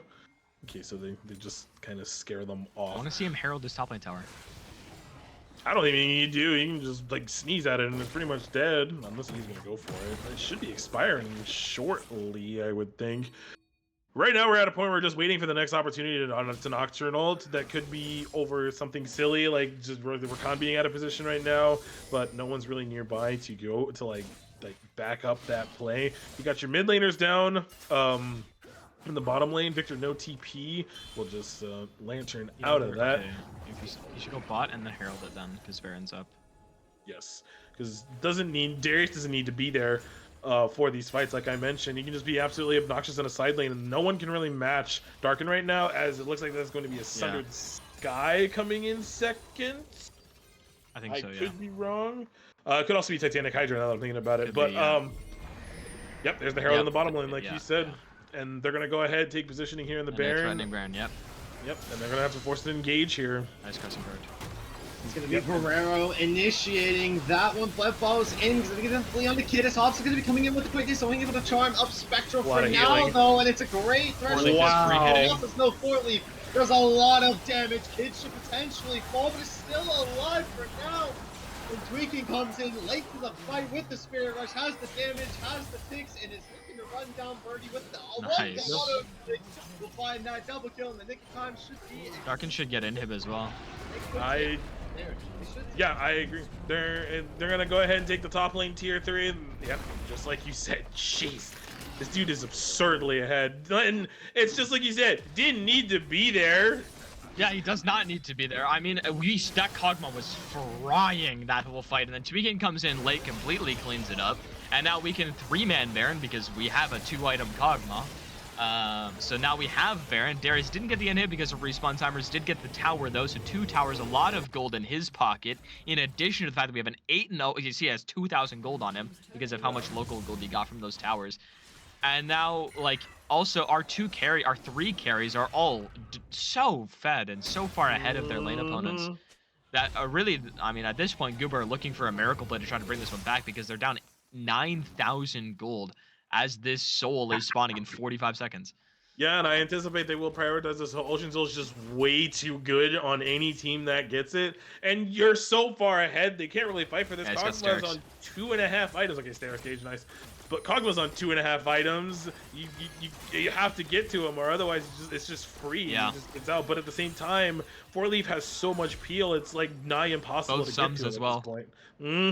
But you're not killing this dude. You're just most likely not going to be able to. But if they do, it is going to be off of the back of Pleb and Runic, most likely. Spectre's just going to be going front to back in this instance because he will have. Ow. That's a lot of damage. Yeah. All right. Ow. Ow. That is, Yeah. Yeah, that's a Kog'Maw. it is. Is it? Yeah. That What was is, it? that is a strong dude. This guy's absolutely frying. He will have 3 items as well after this trick, I think. Yeah, 22-minute soul also. I think this is the fastest soul of the night. Yep. Hey, we'll take it. Yep. So we let 10k gold lead too. Yeah, no, it's absolutely insane. And I know, like, probably to like the chat right now, we're sounding like we're not like overhyping this because we're not. This is going exactly as expected. A little bit, yeah. Yeah. This is a pretty insane draft. Yeah. Yeah. It's just they really haven't been. It's just Goob hasn't really been able. Actually, Tweakin might be dead here. Yeah, he has flash, has the spirit rush, won't charge left. He's in the gravity field. Good chance He to flashes with 1 spirit charge. Oh Flood my God, the flashes charm. forward. Tweakin. The movement speed is actually crazy. Ocean Soul. He's gonna get out. He might just get out. He's going to get feared The up. charm of the team's lands. coming. With the field. And it's Ocean is so broken. The quickness comes down. Runic is not going to be able to get out. Oh no, he does find the turret in the nick of time. Meanwhile, Darius is ending Darkin. the game. Darius is just ending the game. Darkin just doesn't care. He's absolutely just a unit That's in the mid bot tower, lane. mid inhib, top tower. Wow, just it was a little bit of a bait play to go for the Ahri, especially with the Darius in Ocean the Soul, bottom man. lane. Oh And my I was God. gonna say, Ocean Soul is broke because this That's hook a will great hit. hook, Great grand and entrance. I don't really know if that's something you want to be jumping in on as a Zac. You're going to proc your passive though, but you will end up falling to Kid. By top of tier 3. This is looking like a top and a bot taken Yeah. away. Triple Yeah. inhib easily. Yeah, Oh, and then yeah. they might just reset off this. The Baron is going to expire in like 30 seconds unless they get a kill here that is They possible. up. might They're be up. able to force end. Zac It's tough. Zac is still dead. They can force this if they decide to. Spectral is extremely weak. They're gonna end up Smart backing off, play though. is leaving, but they Oh, can they're gonna they fight have this. to leave. Fight Pleb this one. engaging with the Nocturne ultimate, but that might be a disgrace. As the outdoor king ends up fighting that when he fights 2 with the falling DT going for a time. Oh my god! Can he get more? No, still up that one, and they didn't want to fight, but Pleb did, and it ended up Yeah. the Pixel Titans win out in this game. My microphone has gone down to 8 volume. What is it? There we go, you're back. Yeah. Woo-wee! All right, so that went about exactly as we expected from draft. To be honest with you, I didn't Yeah. that at the end. I mean, well, yeah, I mean, like I said, Kog'Maw's both sums. If Nocturne ults onto him, he just flashes, cleanse the fear, and now he's got 50 billion range and a bunch of dive in front of him that you can't kill him anymore because he's not the problem now. When Kog'Maw's 1,000 units back, and you've got a 8-0 Ahri running at you, a Darius with resets running at you, a Xin Zhao that's pretty fed running at you, and then there's a Rakan running around in the middle of your team fight. You have all of your focus has gone off Kog'Maw. So I want to give a lot of credit to the 2 carries from Pixel Titans. Obviously, Tweakin played really well on that Ahri, both in the last game and in this game especially. And then also their ADC. I mean, 4-Leaf was absolutely frying. He was just sitting there max range Kog'Maw doing a bunch of damage. I actually want to see what the damage is looking like. Yeah, I mean, 20k Yeah. on Kog'Maw. Oh, Yeah. Like, he's absolutely frying in these team fights, just completely untouched. Yeah, absolutely. And I do think it comes from Jeez, Goop look at the kind gold of graph. like, yeah, it is a roller coaster down. But I think it comes from that punishment that we mentioned in draft of drafting the Victor and then forcing them and baiting themselves into the top Zac matchup, and then picking I think the Thresh was okay, but it's just they just gave Zac an unfortunate matchup, was bullied the whole time, and then Pleb kept making or not Pleb, sorry, oh my god, I can't think. You know, the kid making plays in the bottom lane consistently and just being there when Pleb wants to make a play as well, because they know that Kog'Maw's realistically the only one they're going to be trying to gank over and over to kind of keep down, and they just read the play perfectly. But that puts that puts PT on match point. So Yeah, it does, yeah. that's it's not going something- any way that Mhm. either of us expected. Even you predicted Goobers, and now Pixel Titans on match point. Yeah. Absolutely. Still a possibility that we can see what happens in the next game. Yep. But this is a 5-game series, but we're gonna go ahead and take a short break, and when we come back, we'll be in draft for game 4. So don't go anywhere.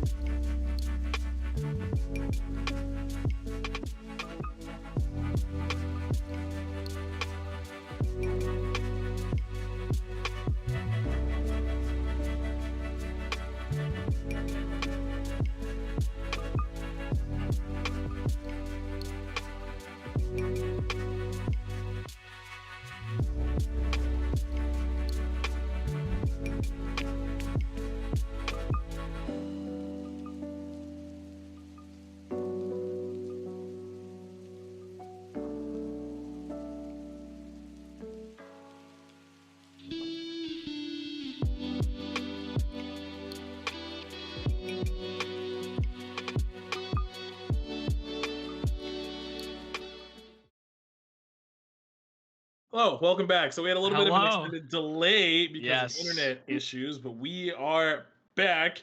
Yep. Goobers on red side, PT on red side once again. What the heck? They're both Goobers on blue red side. That's interesting. Yeah. Goobs on blue Goobers on side. blue PT's on red PT's side. on red side. Yep. Colors are hard. They were not my Same forte. side as last game. We are hovering a Teemo ban for a little bit of a giggle. I would imagine now. We had a long time to talk. Now, a lot of it was us being a little bit annoyed that we have a 30-minute delay. However, we are back now. And a couple times you mentioned Ari B1. That champ is OP. That champ is blindable. Looks like PT are hovering a Poppy ban potentially. They will go through with that. Which means Goob is gonna ban Zach, which means they were assuming that I think Goob is ready to are preparing to first pick Ari. So so PT decided to ban Poppy to force them to ban Zach. Now we'll see where the bans go now. If Goob decide to close out with similar bans to what they have been doing, with Aatrox and with Aatrox or Fiora as their last few bans, and if go with their same 3 bans, the Vigar and Gangplank. Unsurprising. Yeah. Um. Yeah, their knockoff will be when are gonna ban it away. Okay, so that makes a lot of sense. So this is an adaptation that Goob is going to go for this game, and I was saying it before. It's like if you're not comfortable on the Ari, just ban it away so they go for It's it. so broken. We saw Tweakin for the last 2 games play out of his mind on this champion. So taking it off the table, will force another matchup. They first picked the Viego, which I'm actually surprised about. We're still not first picking either Jinx or Zeri. I mean, okay, Viego is probably one of the better blind pick junglers available right now. I just don't think it's first pickable because a lot of the good mid lane pairings can be taken away that are strong blinds. We are hovering Teemo once again. I think PT are having a bit of a giggle here with their hovers, but they're definitely not going to pick Teemo. No. And there's the Aatrox that has finally been left open. It's been banned the entire series so far in first rotation. It's obviously a Darkin Warrior, one of his most played champions. Fiora is still his most played, I think, but Aatrox is very close second to it. Obviously, when your account name is Darkin Warrior, I'm assuming you know how to play Aatrox. Yep. Should be an interesting topside matchup. We've seen Darkin. We saw his Aatrox before, Yeah, and we've seen him play pretty well. The Gragas is going to be locked in on the other side. I like that pick. The Gragas is some really good engage and disengage. Yep. And even comboing it with the Aatrox can be pretty obnoxious to deal with because you can I won't say lock down, but you can make it easier for Aatrox to hit those Qs. Now on the other side, Goob now sees the matchup. They're like, oh, they just 1-2 top jungle. So from here, we just need to kind of decide what to do from here. So it's the Aatrox, and they're gonna answer with the Rumble. That's a pick we don't see terribly often anymore. Yeah. But I don't really like it that much into Aatrox. Like it's good, but I think there are better options. I think the thing with the Rumble matchup is you have to know how the matchup works. It's not just a brain off counter pick Aatrox kind of pick, right? It's not like the Irelia where you just free win lane. It's actually a counter matchup you have to know and play to actually utilize it properly and to its fullest extent. Now it is still, I believe, Rumble favored slightly. But we'll have to see how they end up playing through with it. And they're going to go with the Ashe as well, one of the better ADCs on the patch. It looks like Goob is completely dropping their priority on some of these hyper carries that we've been seeing them play these last few games and deciding to go for more of a utility carry style, switching their carries over to... Yeah, switching their carries over to the top side. Now, Jhin got buffed, and this champ is pretty good. I have played it a little bit. It is, however, not great into the Ashe. It is a little bit support dependent, though. So we'll see how the rest of the bot lane shakes out. The Seraphine ban came out. Yeah, the Seraphine ban comes through. You don't want to play against... I mean, I don't know if Goober are going to be willing to play the Ashe Varus or Sivir Ashe or something like that. But I think your biggest concern now is Braum. I think Braum is a really big issue paired with the Ashe, especially when you're playing an immobile carry like Jhin. Because if you get hit by a Braum Q, you are 100% dead because you don't have a dash to get out of it. So I do think Braum should be pretty solidly banned here because you're not going to play Jhin Braum either. And there's the Nico ban. We've been seeing that. And there's Braum. Nice. Yeah, they have to ban this away. It's so obvious for them to want to play that here. And like you said, the Nico ban is good. The Blitzcrank ban is also pretty solid. Um, we'll see what the Pixel Titans decide to go with here. They could go with an R5 support once again. Because they did already pick the player. They can pick blind pick mid if they want to. They do still have a lot of options open. Obviously, Tweakin can't play the Ari or the Nico because those are banned away, but a lot of other things are open. Yeah, so there's a lot of really good picks in the middle. And they're actually going to go ahead and R4 support here. Not bad, I think. That's another good takeaway from the Ash. Yeah. Because the second you land I away think the counter ultimate, mid is good. yeah, and we've seen what Tweaking can do at this point. So saving that counter pick for him just makes a lot of sense. I want to honestly believe that it doesn't matter what matchup that ends up happening unless it is absolutely egregious. I do think Tweakin, just with how good that has been playing with those roam timers in this series, will just kind of carry over depending on whatever the next champion is. Now we do have an AP jungle, so there is a chance. Yeah, Slim, it should be AP mid, honestly, for both of these lanes, because you have Aatrox and Jhin, and you don't want solo AP Gragas. Now they don't have a whole lot of frontline to deal with that. But still, you do want to have a good damage spread. So there, you want to play pretty much any major mid lane. They are gonna look to play the Zillion that has been banned away for a while. Now, I don't think Ashe Zillion is very good. However, Zillion is quite good with Viego. So like I said, they are 110% switching their carry style to be around the jungle and not around their bot lane like they've been trying to do for the rest of the series, so far throughout the series, playing things like Zeri and Aphelios.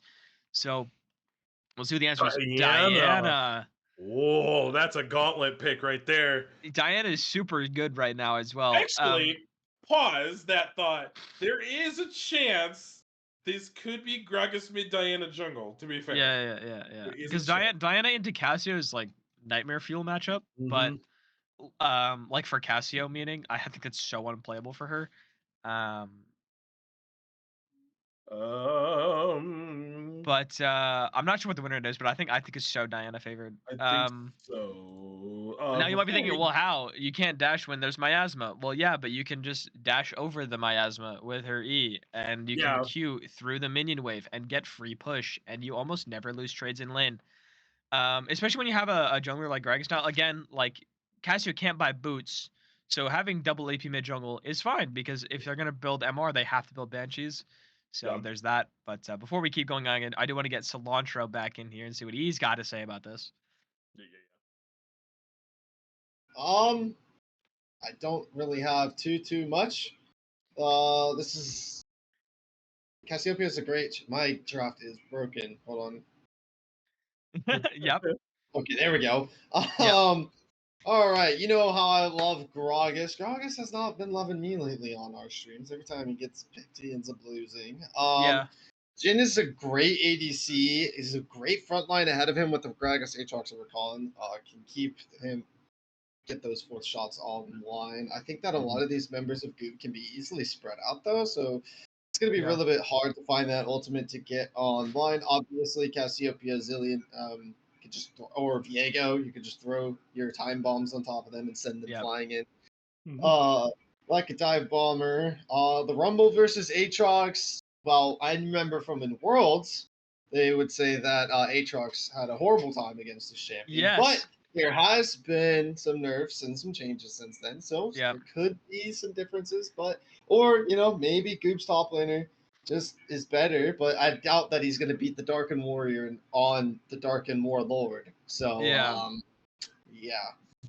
I like that you I like that you pointed out the Rumble Aatrox matchup in Pro, because it's completely unplayable for Aatrox in Pro. But again, like I said, it's a really good matchup if you know how to actually utilize the matchup. Is very, like, you can punish Rumble quite easily if he plays over aggressive and doesn't manage wave properly, because he's one of the most gankable top laners in the game. Just because he doesn't have a lot of mobility and he pushes wave naturally, like very fast, so he's almost always going to be up in the lane. So without proper jungle tracking, especially with Gragas, he's very punishable. So you have to be able to strike that balance between actually utilizing your counter matchup and your push potential and not actually getting abused with that. Yep. And players are getting ready to do client draft. The lobby timed out, so that's what we're taking a little extra time for. Ooh.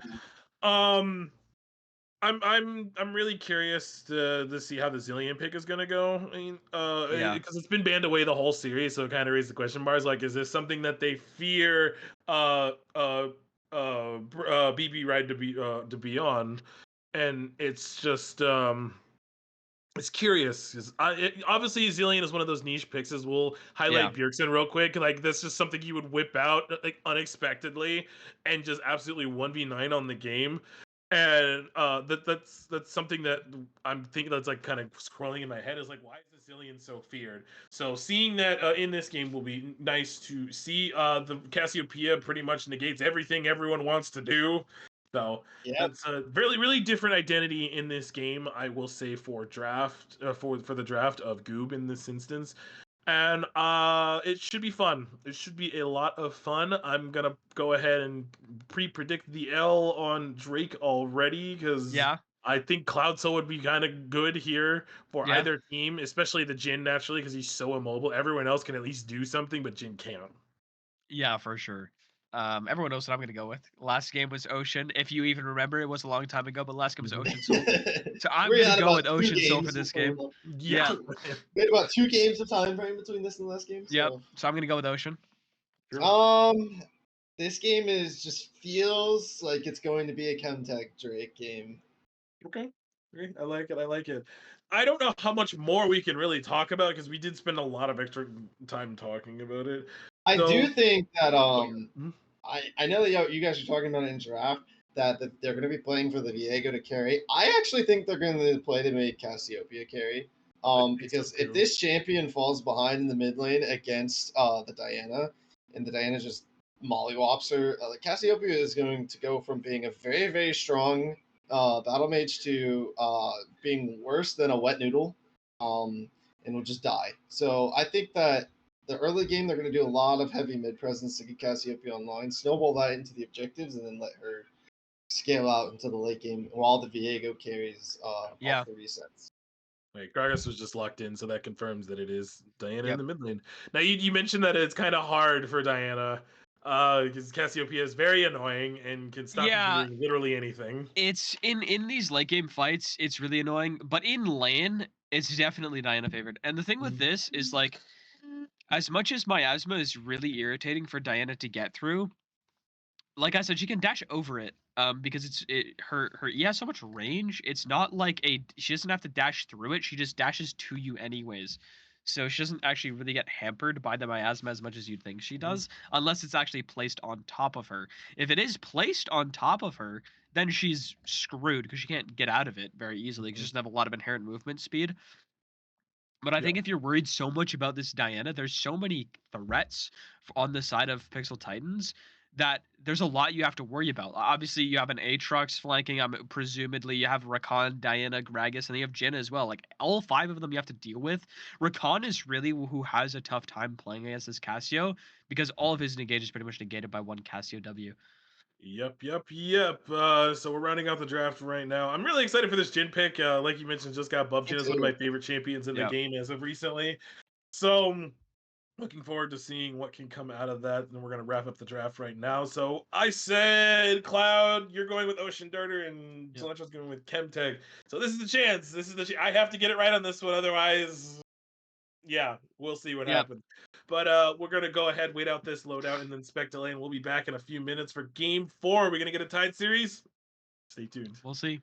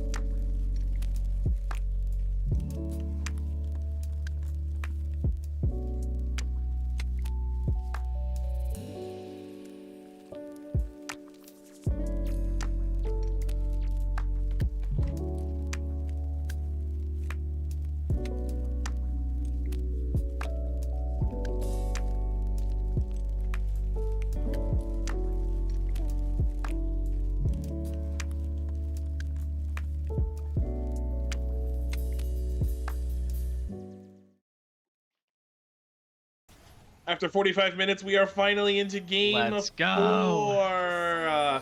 Woo! All right, let's do this. So, as we've seen, we got a really wild left turn draft coming out of Goob this game. It is a complete left turn from what they would do normal, or what they've done up till this point. So obviously, it sounds like that there was some strategy in the making. So during that long extended pause, which I get it. It kind of it's nice to have time to come up with a game plan because currently they are on match point against PT right now. PT looking to close this series out. From here, looks like we got what potentially could have been a lookout for a cheeky invade, because both teams have been kind of expecting that over the course of this series, and nothing will come out of it. We have an Infernal Drake first. I think Ash Cillian should have the push, so Pleb should for sure they should. Rain down here. It's pretty impossible for them not to. Well, I mean, it depends on how Zillion uses his bombs, realistically. Because Jin can get pushed quite effectively starting Q. So which he did, just leveled it up there as he's walking into lane. So and if Zillion is using bombs to try to poke rather than push wave, then they can lose priority. But Ash starting W kind of negates it, so we'll see how it goes in the bot lane. I would expect Ash Zillion to get prio, but it depends on how Zillion uses bombs. Obviously, early on, mid lane will be favored towards Diana. As the game goes on longer, Cassio gets a lot more advantaged in this matchup. And then in top lane, I'd be surprised if Rumble doesn't have push pretty much whenever he wants it. Yeah. So we got winning lanes this time for this game. I think they had close to winning lanes in the last game, but just things got out of control real quick. Yeah. But fully expecting these advantages coming in. Yeah, as Rumble hits level 2 here first on the top side, gets a really gnarly trade. Completely unsurprising to say the least. This is just what happens. Rumble gets his fire and his rockets, and he just walks at you, and you're having a really bad time. Throughout the laning phase. Yeah, and actually a tier start for Runic as well, which is something that we see decently often on Cassio, I want to say, but a lot of times it's actually D-ring start and cheater recall in quotes to get a tier early on your first base. But opting for the tier start instead, so you're probably trying to get that Seraph's online very soon because he is one-shottable without that shield. Especially with the combo from the kid and Tweakin'. Yeah, I have noticed recently a lot of mid laners have been building Seraphs more. That shield, it's so too good. It just does so much here. And we got a huge wave coming in the top lane as Darkin is as suspectly getting pushed in. Will get most of the CS, I imagine, is currently down 9. Should just catch right back up. Oh, hold on a second. In the bottom lane, we got a Flash Ghost being popped. Get 4 leads. 4 leads not dead yet. The heal. Wow. And the shield. Oh. I'm so surprised he stepped back for an auto Q when he's that low. Wow. Never punished. Did though. Can you find a barrel on the flat? Doesn't seem like he's spotted, kid. Wait, this is interesting. Tweakin's in the area too. There's no vision. They make a play in the ball lane. Ash has no flash. They should just get this ball lane. Yeah, I agree. I agree to go ahead and play for the ball lane. That's looking exactly like they're going to do. The speed boost on this Spectrum to help him get out. This is going to be a grand entrance onto that 80 carry. Trying to clean up the kill. Bleb's going to be there. A little bit late for the flash knock. Out the 80 carry will fall. Gragas will take the first blood of the game. They tried really hard to not give it to Diana there, and I respect that, because Diana with an early lead is not fun to play against, especially as a flashless AD carry. Just gonna stop the vacuum and be annoying. But yeah, I guess they were just not aware that Diana was missing Darkin taking a lot of damage. The chance of coming back.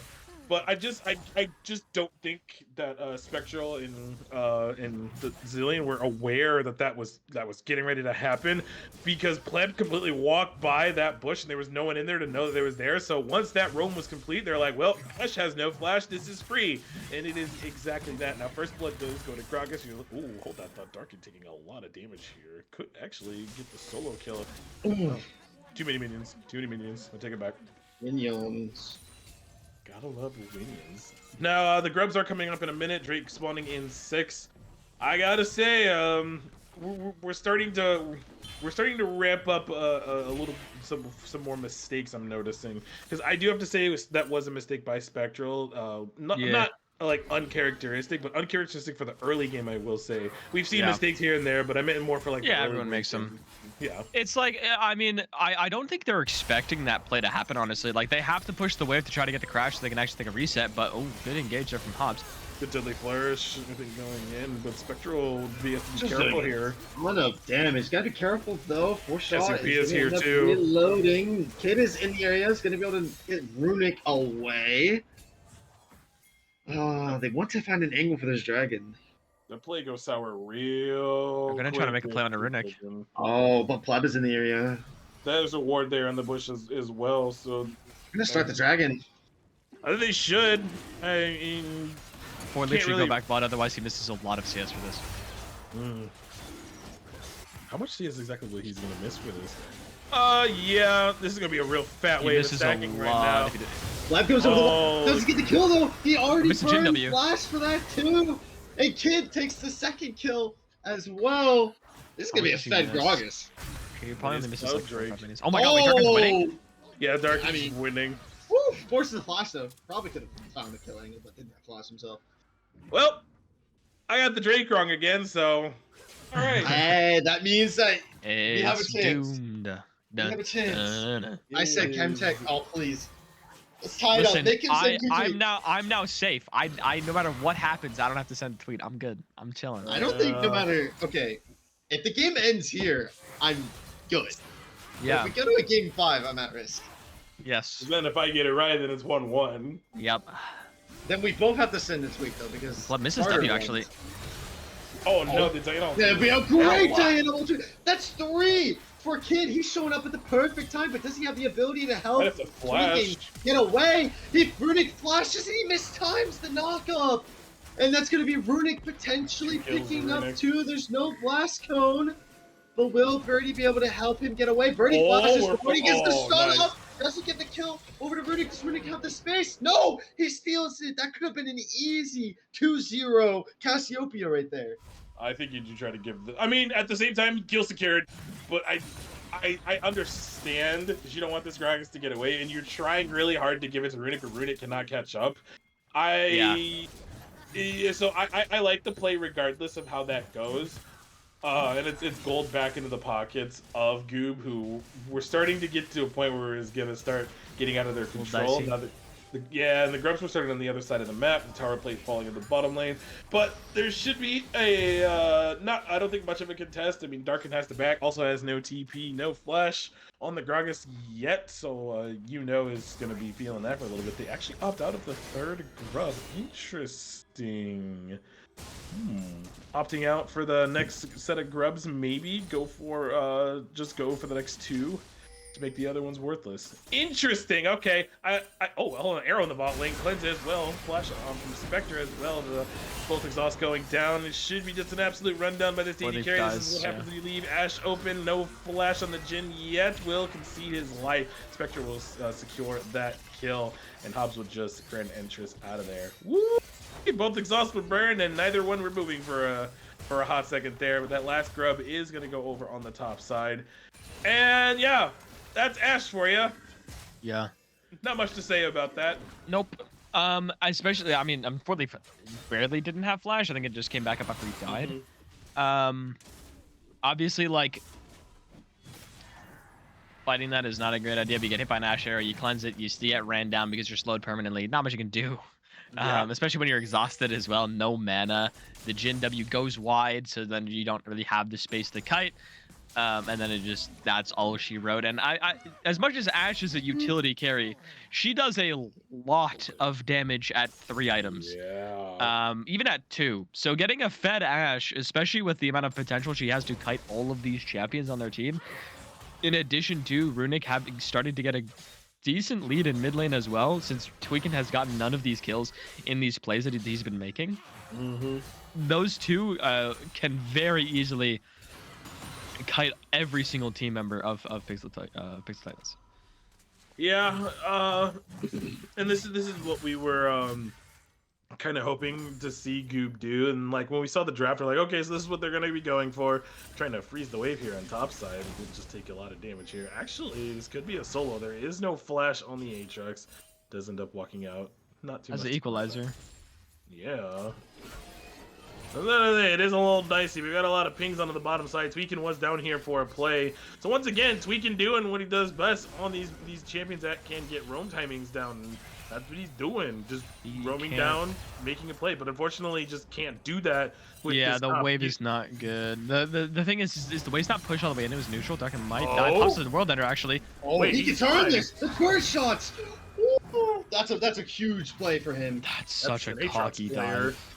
That's an Aatrox player. That's big for his team too. Getting a very strong top side here is going to help with the weak side that we have right now. In the bottom. Yeah, Barrero didn't even drop the equalizer. I think he way overestimated his damage and way underestimated Aatrox healing. He doesn't have an Oblivion Orb yet. So that guy, when he presses R, will heal to full HP after autoing you one time. And that's exactly what he did. Yeah. Yeah. We're still underestimating Aatrox heal in 2024. Yep. We're estimating Cassiopeia damage also. Wait a minute. Are we turn. underestimating Command? Oh, maybe a little bit more damage there as kids coming in for a little bit of cleanups. Oh, good ults. Good aim. But again with the bomba. That is how we say good aim. He has to turn that all was insane, but at the same time you have Gragas in your face and you might as well just press R and guarantee to get the kill. The Cloud Drake will also go over to Goob. They're feeling pretty good. They're starting to they're still 300 gold behind. That's mostly because Gragas has 4 kills. Yeah. I also want to mention, I think Tweakin overestimates his movement speed there because he just runs away as if he's not gonna face tank like 5 Cassiopeia E's. So because he's not used to Cassiopeia, I don't think it doesn't look like he's used to her movement speed. I mean, I'm not either because I don't land against her ever. It's pretty dumb. So I think if he turns it earlier, there's potential for him to definitely kill because he almost one-shot her from while he had 5 HP, and if he's fighting from the start and has that and is able to actually fight Runic on even footing and have to come in mid-fight when they're actually both live, I think it's a lot closer, if not winning play for them. But just running away from Cassio, who has higher movement speed than you because he doesn't have the boots yet. So he's just gonna get ran down and takes a lot more damage than I think he's expecting to. But good play by Runic there to get 2 more kills, and now has the Roa done as well. Yep. It's also a Hex Tech Drake, so all of us were wrong. So there's still a chance if this goes to game 5. There's still a chance. And we're diving a Rumble here. Yep. I fully respect it. Get Aatrox a little bit Good more equalizer. online, but it's sort of failing at the moment. No! Snipes with the bomba. Yeah, arrow from downtown. Looks like they're going to try to make a crossmove on the other side. It will be hard because Rakan has the ultimate now. It would be spicy, but this will be the 3 grubs on the other side of the map that will put them to this 4. They're going to just ult to clear the wave here. This is the Jin Classic. They're actually going to look at this play. Oh, that's unlanded. That's a double charm, double Great grand W. entrance with the W from the Jin. Can they be able to find Spectral though? One more auto. One more auto. Oh. No, wait for the. No, he had to auto her. He was dead if he doesn't. So So I get the reasoning for it. I think Rumble's dead topside here. No, he can space that for sure. But anyways. I actually think it's worth to blow it because you do most likely. She just keeps walking at you anyways because she knows either way she's gonna die. So just going for that play, Deadly Force goes wide, but going for that play I think is fine. Yeah. It blows the cooldown early and like you're safe enough anyways to where you don't have too much to worry about. So I understand why it happened, but now it's 2,000 gold for the side of PT, starting to slowly pull ahead. I will say this top jungle has been performing exceptionally well these past couple of games. First tower going over to Darkin again, I will say. So feeling really good on this Aatrox. A lot of gold. Yeah, let's see. Yeah, he has 2,300. That'll be the Profane Hydra done, I would think. It should be. Yep, there it is. Boom. Propane Hydra plus a Dirk. Yep. Yep, we're gaming on this champion now. Yeah, wait, what's that Dirk going into? Because Eclipse doesn't build out of it anymore. Nope, it doesn't build out of Dirk anymore. Sorry, not Eclipse, Edge of Night, probably. Yes, yep, yeah. For sure. I think you have to for the cast Miasma and Rumble just existing. Yeah. Oh, hello, topside. So we got a vision toggle here just now. Barrero is gonna ult the wave. Just has flash still, so this is possible to get out. Oh, unless you do that. Aatrox will be missed, but it does not matter. This is Oh, about to wow. be a Fed Aatrox, and I'm all for it. About This is to about be. to, it is. Yeah. About to be. There is a 3-in-1 cast on the other side that can build into Oblivion Orb. It can theoretically run him down. Yeah. She is. She So- also can get one shot by him. That is Yeah. also true. So So, there's 2 angles that this could go. I Yes. think whoever wins that battle is going to run away with the game. For sure. Yeah. If you get Seekers, then it's fine. But like for now, For now, the top side is gone. Yes. It They is. Yeah, dive bot yeah. again. I mean, don't yeah. think we do. He has cleanse. He could just cleanse. They have this no and he- wave. for it. Oh, they're sitting 4. They really want this bot lane gone. They have no wave. They have to fast push this wave, and they have to make this play right now because they should know that Rick Ragus is coming down here. Yeah, they actually end up backing off of that play. Yeah, Aatrox is they coming didn't- down they didn't have too, a so wave. yeah, they're gonna they want now this now streak. Spectral's gonna die for this. Arrow's broken mid lane. Tweakin is actually being aimed at right now. The arrow will That almost hit. miss. But in the bottom lane, hey, flash on the Spectral. Yep. But the Boomba back Getting in. the Nice. full with the farm on the Spectral 2s, getting resurrected, but he's still got 2 shots left in the chamber. Is gonna land Yep. one of them. And another one goes wide. Another kill tick up for Kid, and that could open up the dragon there. Mid lane's gonna be returning. Oh, that's so sad. Yeah, we're Try to We make a are- play bot, get your bot lane killed. Is what it is. that's just unlucky. And it will be the Drake as well. Put them on 2 Drakes. It'll be a while till we get a Soul, but I mean, there's also a chance that with how fed Aatrox and Gragas are, that this game, it doesn't even matter what the rest of the team does if these 2 players are consistently just doing what they're doing and playing Yeah. with their cooldowns, because there's so much setup It's for the really, side of PT. yeah, it's really all on this Casio, like Cilantro said. I mean, Runic has to, this champion has the potential to kite all of them. But if he gets hit by anything, he's absolutely one shot. It's gonna be really tough. They have angles back to this game. They have a lot of playmaking tools. Obviously, Casio with a Zillion does a lot of work. Has the Seraphs already finished? Mm-hmm. So, I mean, she's one of the most fed members in this game. Yeah. It's getting dire, I will say. It's starting to get dire Yeah. as the gold lead is like slowly accruing for Pixel Titans. And this is really good if they keep this tempo up. They should keep this tempo going for this game, so that way they can secure themselves the title. This is it if they end up winning this game. Yeah. We will be done until June, as a matter of fact. Wow. If they win here, I know it's like a month and a half off, so it's Yeah. gonna be a time without League of Legends. But we have MSI starting in a week and a half. So We do. True. Did you see the matchups too? By the way, they released the first round of matchups. T1 is Yeah. playing. I forget what the name. It's like G something. GSC. we're making a bot Good, lane play Ashero. again, Oh, it's a great stun combo. but there's no Stun wave comes again. They in. keep Oh, trying to here comes dive Kid. without a wave. Kid- They're gonna Kid- die for this. Kid has been at nearly every single one of these fights, and I'm loving it, especially for Gragas. They were going to run down Pleb. Hobbs is able to Oh, spot he's them. so dead. And Diana is coming in from behind. He hits the Oh. flash cone. They're not getting away. Diego. Kid is on a rampage. I'm all for it. You know what? Just keep popping up. We tried to dive bot and we die in the process. Who That's would what have I'm saying. thought? Try to make a play bot, get your bot lane killed. Except the jungler wanted to pay for it this time. Listen. We gotta have a wave before we dive. We have to set up the wave first. I think it's a combination of special and Tweakin's gonna get a kill here. Maybe Runic gets the flash for the Boomba! Is re-engaged again. Shut wait, down, got a though. bounty.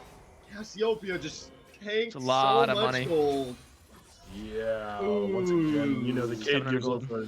This gives over a shutdown once again. That should be the. Oh, It okay. should okay. Nope. His He has Q2 too much missed. movement speed. Okay, so that is the. I believe that was the second item that she just finished, didn't she? No. So No, she's had she two items already for a had little it. bit, but she got Yeah. a lot of stuff for Rylai's off that. Yeah, and that's what I was talking about. She lived purely because of the Seraph Shield. If she didn't have the Seraph Shield, you know the kid doesn't die there, Mm-hmm. and that's a free kill. But since she has the Seraphs already finished, she's able to survive the one shot and get even a trade kill shutdown at that. Yeah, big shutdown as a matter of fact. 700 gold as we had mentioned. This is 2 items on the Gragas. I have to say, the kid is playing out of his mind on this Gragas. Yeah. Just showing how obnoxious that a fed Gragas could be, a fed full AP Gragas specifically in B, and just nearly one-shotting all of the squishies is so much fun to watch.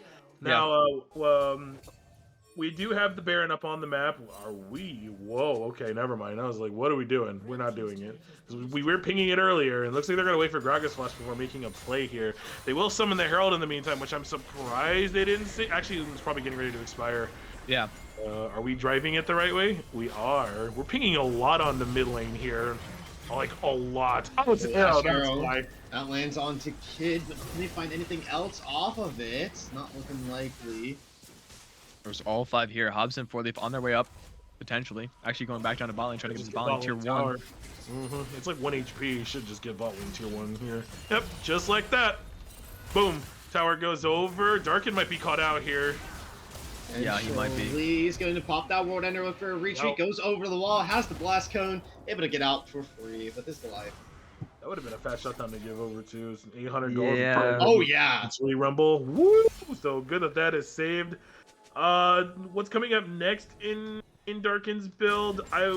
We're probably committing lethality. Yeah, they should be Eclipse just to be annoying with that healing. And then we have 36 seconds until the next Drake is up. This will be soul point for PT if they get it. Ash Arrow will be up, I think. Double checking. Yep, it will be up. It will be up in time. Oh yeah, that does imply Sterix.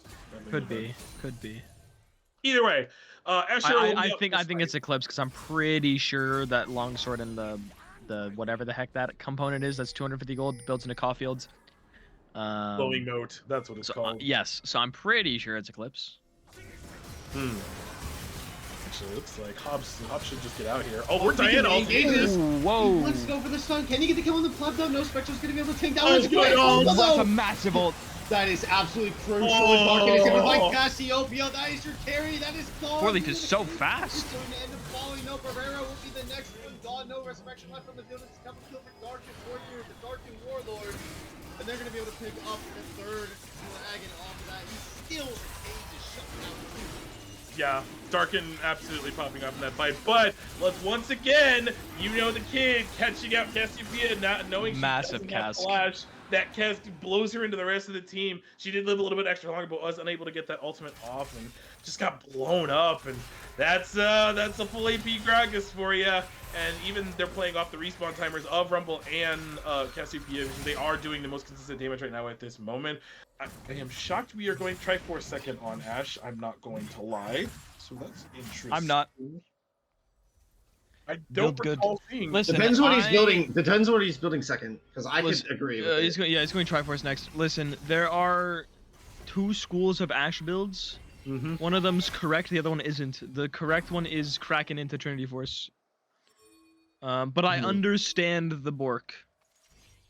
Oh, you always go Bork first, though, no? No, you go Kraken first because the item is so broken. But I mean, I understand the Bork because Jin moves at Mach 35, so you have to be able to keep up with the guy, despite the fact that you have a slow already. He has Swifties for slow resist.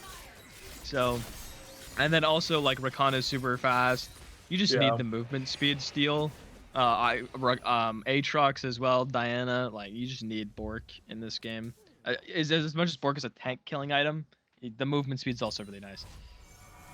Yeah. Well, I think we're at a point now because we're on sell point for Hextech for PT. There's 6,000 almost gold ahead. It's actually really funny that cast came through, I will say, because at the same time there was a loud crack of thunder that happened outside my apartment, and I'm like, well, that must be a sign of doom for this series. Maybe. But it's just PT are outplaying Goob all over the map, and I have to say, as much as we dogged on them last week, and I will be honest, we did. A little bit, yeah. They're playing a lot better. Good cleanse. They find 4-leaf. It's a great quickness. Ends up getting 3 charms. That's going to be forced to TP, though. The Jin W doesn't land. The ultimate comes down too. Spectral gets exhausted. He flashes the 3rd shot. The Grand Entrance does not end up landing. Dark and Warrior lays the Infernal Chains on the Spectral. He will be resurrected. On top of 3 members, though, you will fall. Kid picking up, I believe, his 7th kill of the game. Somewhere around 9th, that. actually. 9th kill. 9th Yeah. kill. And now they're going to turn Yep. that into a mid lane tier 2. Don't get anything more off this, though. Yep. We are very, very strong. That is my analytical opinion is we are just very strong and we are using that. Objective Bounty is going to be active here soon. Now, I don't anticipate they'll go for a Baron here. It is very slow with the Jhin. If Diana had Nashers, then I can see it, but I think it's on the 4 lead. It's a double stun up though. Pereiro able to find that 80 carry. Hobbs no utility online just at the moment. The resets are going to help get a kill. Oh my god. In Nice with up from a great Tweaking. ultimate. But the resets from Gleb, they're doing so much work. Holy. So much more. Do we have Ash Arrow? Ash Arrow is coming. Ash Arrow is coming. We're pinging it. We're pinging it. It's We're not Hobbs. gonna hit. But it's just Give it up, Runic though. with the Oh, he damage missed the there. Casio Q. Oh, the miasma. He's up. And he's out. Okay. He's not out. Oh, they're still running him So down. He's not out fast. yet. Hobbs falls. Runic gets hot. What? Casio plus Zillion, man. It's so OP. This game's not over. I'm sorry, but your little moan when he missed the Q. I'm sorry. It's too lit. It's too lit. We're losing our minds. It's the 4th game. Not game 5 yet, holy. I know, right? So there is a chance that it's still on the cards. That Ash Arrow from downtown. I mean, Hobbs was low anyway, so there, unless had a million movement speed, he probably wasn't getting out. And with that Leandry's being done on the cast, it makes her infinitely harder to get away from. She just perma slows you the entire time. Yeah, and the Triforce done on the Ashe as well. We're just gonna keep going. We're just the game continues, guys. We're gonna have a fight most likely at this next streak in 43 seconds, as I anticipate that PT will take bot lane control unless Viego gets caught out here. Is alone. Not too much to come out of it. Unless Tweakin goes over the wall here. Yep, they really want this man. They're just doing everything they can to force him out. I mean, it I'm makes not sense. sure how that missed, to be honest. I don't know, it was real close. But we got a lot of pings coming in, and we're going in on Runic. That makes sense. Route. Yep, this is the carry. The carry will fall. The Ash Arrow hits Hobbs once again. He's starting to feel a little PTSD off of the previous one, but Yeah. This time he's not dying. The dragon, however, is spawned. Could be potentially spawn camped. That should Like be the me, soul. Nuketown, and Giving it Tweakball. Yep. And so this will end up getting dropped. Nobody in the area to contest. The Hextech Soul will be grabbed with 2 other Hextech dragons as well. I don't want. Yeah, Runic is dead. No Ash Arrow. You don't bother going for it. They There's could just no over reason. tempo for Baron, but I think they should just recall. I like how Spec currently is saying blue team has claimed the Hex Soul because Ayla Mao's Spec clan is not. It's not. broken. It's not broken. It isn't. It works as I intended. remember the bug where it would say like blue underscore team underscore kill Oh, yeah? underscore like blue dragon. It didn't Yeah. even say like Hextech or Infernal. It just said red dragon, green dragon. Yeah. Yeah. Riot We, Games. small indie company. Anyways, so At least we can spectate the game. that's true. We haven't had a spec bug. Fingers crossed that depending on how this goes. Yeah. Imagine I jinx it. Yeah, I know, right? Imagine. Not in the finals, please. Not in the finals. Imagine. They That's could just they could push mid, push top, go Baron. Just threaten it right now, honestly. Diana does have TP, so Yep, that's why Runic she is currently bot lane. in We'll have to this match. slide. Yep, and Diana cannot one-shot this Cassiopeia anymore with the fully stacked everything, and I Level do 16 mean cast, everything. by the way. Yep, so she is very, very strong, which is why we saw PT go for that play when she was out of position. It's like, well, she's gonna shred our team if we don't kill her, so let's just all in her. Still has Yep, there no it is. flash. We're actually going for the Baron right now. Just like you said, push mid top. It will be spotted right now. This is slow, and both mid laners have TP, Fantastic so this TP right could now. be spicy. Oh, Good the arrow. arrow hits Leaf, but he has cleanse. Equalizer was committed potentially a little bit too early. Nobody's able to fight off that, and the root's Oh gonna my come down. goodness. Oh Forced my. out that Seeker's arm going into Oh. great Cayenne ultimate. The resurrection arc didn't drop. Runic's dead. now it's going to be a great green engage from the top up. You know the kid. The Jin Ultimate will be coming down Yoink. here and trying to get the execute. Will be able to get stolen from Darken Warrior. And do they just run down mid and end? I really hope they do because I think they do not can. want this game to go over the 40 minutes. They have two caster minions, and They've got a couple casters and plus the grubbies.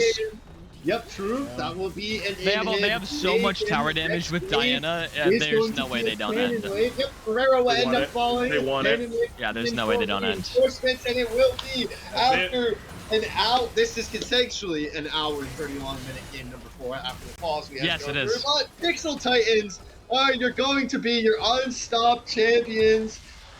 Woo! What a game, honestly. Yep. Unsurprising, I will say, given the last couple of games, but surprising from the top of the day. Hold on, Yeah. you didn't let me finish. I said from the last 2 games, not surprising, but up over the top of the day, absolutely shocking. We had Goob pretty much across the board, all of us did, and Pixel Titans comes in with the upset. I would say, I believe they were the 2nd seed as well. They were the 2nd seed from their group. Goob was the 1st from theirs. They took it personally. Yep. Yeah, they did. They come in, they end up winning, winning Unstoppable, and at this point, it's just congratulations, you guys did it. We don't have a Dorado team this time. I was gonna say first Dorado team to win it in a while. Mm-hmm. Yep. So that was a banger, lads. I think we should. I think I'm gonna see if their whole team wants to come up in here. Wants to hop in, yeah. Yeah, so we're gonna go ahead and show post game real quick, and you two can yap over that for a second while I see. Yep. I want to see damage. Yep. It makes a lot of sense. Pretty even. Gragas did 21,000. Honestly, Runic doing a lot less than I expected. Only 12k for that Cassiopeia, getting out damaged by Diana and Jin and Darken Warrior and the Viego and the Rumble as well. The gold graph, though, not really surprising given how the top side of that map went. It felt a lot closer than I guess the gold suggested. I kept looking at the gold at the top and I'm like, wow, they're still down like 7k despite this Cassio being very threatening. But ultimately, like the gold, they just beat them with their pockets, got another soul. Unfortunately, not one that I predicted, but still. Yeah, and I still lost out of all that. Amazing. Amazing. All right, I'm gonna bring the whole team up in here. Oh, okay. Jesus.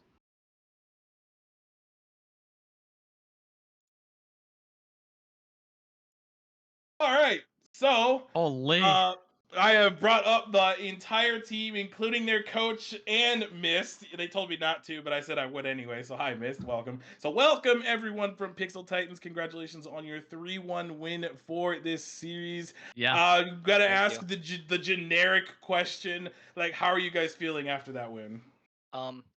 Honestly, we kind of just gapped them. The predictions were kind of wrong. Their top lane just shouldn't have hit D3 if they really wanted to play for a different team that bad. Yeah. As you can see, he did take that personally, those predictions, as he called. Yep. The kind of just a jungle gap. Mm-hmm. We think our jungle deserves MVP, but to be honest, their top was just bad. Their jungle was bad. Their mid was bad. As you can tell, he's our most humble member.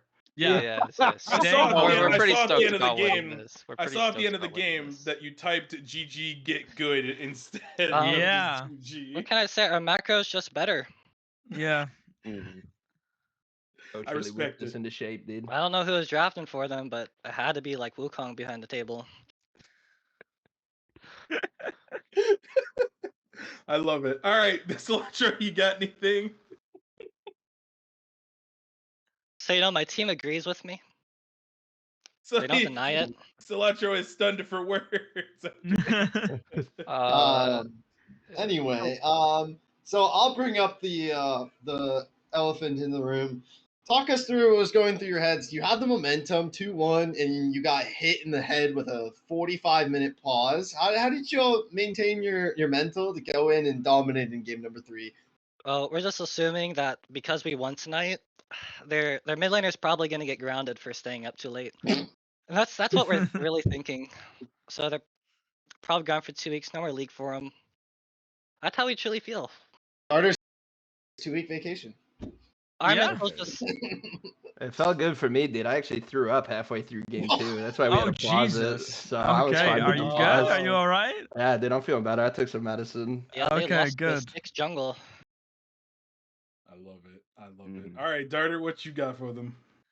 Yeah. I do want to shout out you guys changing your draft philosophy from last week to this week. It's like completely different. You guys also are playing considerably better this week. Did you guys put in a lot of work in throughout the whole week, or is there a VOD review session? They're like, yeah, we just need to Nope, kind of we were just No, we square had it up. one game. we were just we had napping. no. We essentially just had one game, just chillaxing, nothing Yeah. serious. To focus on this next one, and that was it. All right. This is a team of short words, I have to say, except Darkin. Darkin's the yapper, Yeah. Clearly. But Professor of not saying that's a yapology, bad thing. like top So- laner should be. Yapology. They should have banned Aatrox. What I have to say? Should have 5 They banned. did leave open Aatrox and Fiora. It's honestly just disrespectful. It really Mhm. is. Saw that as well. Now we have PT's coaching here as well. Is there any prep that you went through like yourself before this series came up? Oh, don't worry. I yelled at him during draft. dog For shit. preparation, there was a That's how we little started bit of winning. preparation. I did watch some of their flex games, essentially. I did notice their jungle does love ganking bot, so I had them Yeah. prep for that. But besides that, I mean, that was just a quick 5-minute look and drafted it Okay. up. Yeah. Also, Rumble does not counter Aatrox, so I want to make that clear. You have to know how to play the matchup. It's not a free lock and insta lock counter matchup. To be Yeah. fair, Rumble no escape. Jungle I- just comes I would up. just He like to dies. that's what I said in draft. You can watch it. I'd like to clarify the shy going 1-16 in Worlds on Aatrox. Yeah, but like That's professional play, my boy. Yeah, but like that's professional play. Like I said, the Yeah. Rumble. Like I said in draft, the Rumble counter is a counter if Yeah, you're that's- very good at Rumble. I Hey, mean, Zeus only lost because it was a bot gap, and every time we lose bot True. lane on this team, we lose the game. I mean, So Darkin would you're gap the calling shy your though. bot lane out though. True. Yeah, but that's That's why just we how won every important we series. are. We didn't get gapped. Yeah. Yeah, that's how True. important Leaf and Hobbs is. Yeah. Sure. Nice. You know, I like Leaf it. was going crazy. All I want to say is I was actually picked up on this team as a substitute support before the jungler left and I went to the jungle role and now here we are. It was a calling. Dude is a Hey. fresh one trick and then Became a jungle. pulls out every jungler. So where's the imaginable. jungle thresh? I That's what I'm wish, saying. dude. Ooh. That's what I'm saying too. You know? I Next will season, never next pick split. that. I wanted No. to ego on them with the Leafs in that last Honestly, game. They wouldn't though, let I me, think though. Trad should say what he thinks about the Viego pick because he's a Viego one trick, Oh. God, I'm not and even he's our gonna say he's our number one sub. Huh. He was I'm- talking I'm shit a- about that guy's CS, his mechanics. He was just trolling, Bro, not I don't ganking even- his team. I don't know what to say about that Viego gameplay. He's laughing at it. It was Sorry. that bad. We'll keep it PG. That's what we'll do. We'll keep it PG. Hey, just All pick right. your one tricks. That's all I have to say. Yeah.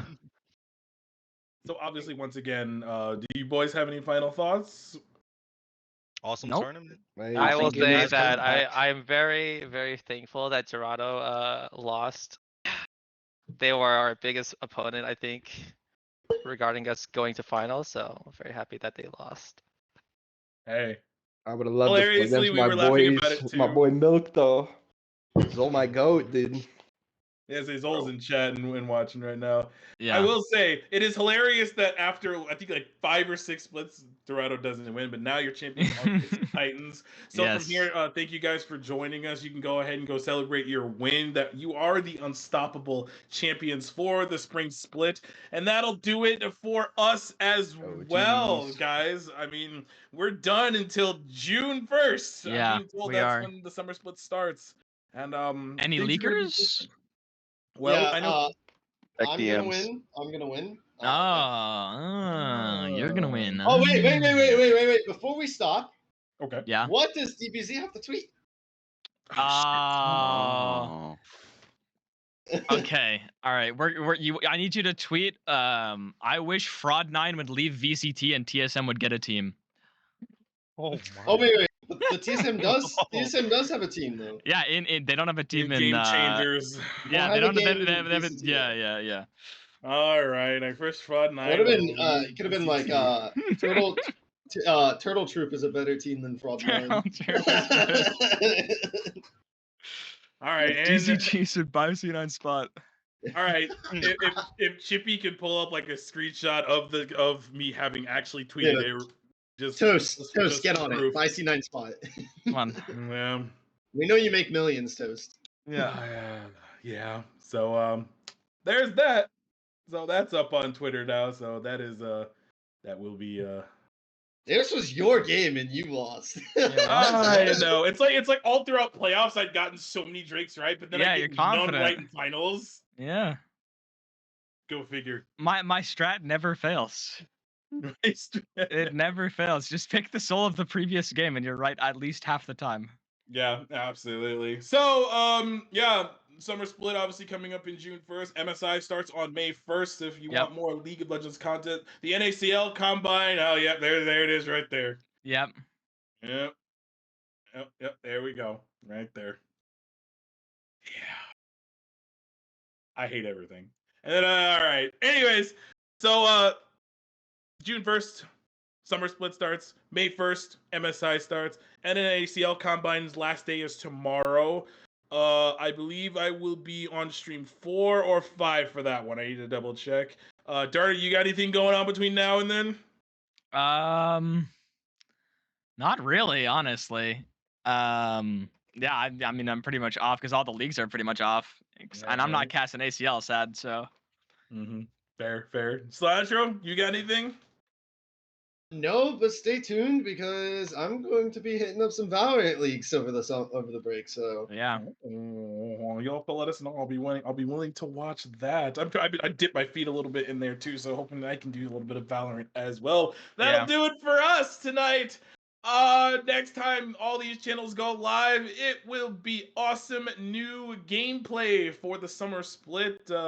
We're gonna go ahead and sign off for the night, but that is Pixel Titans taking the Unstoppable League. They are your champions for this spring split. What will happen next summer? You'll have to wait and see. I'm DBZ Freak 2. That's Darter in the middle. That's Cilantro way over yonder. And we had Chippy on production. Our stream manager was Fishy, who's been chilling in chat the whole time. Thank you to everyone here at Risen for letting us yap over gameplay for a while. And we'll see you guys in the summer.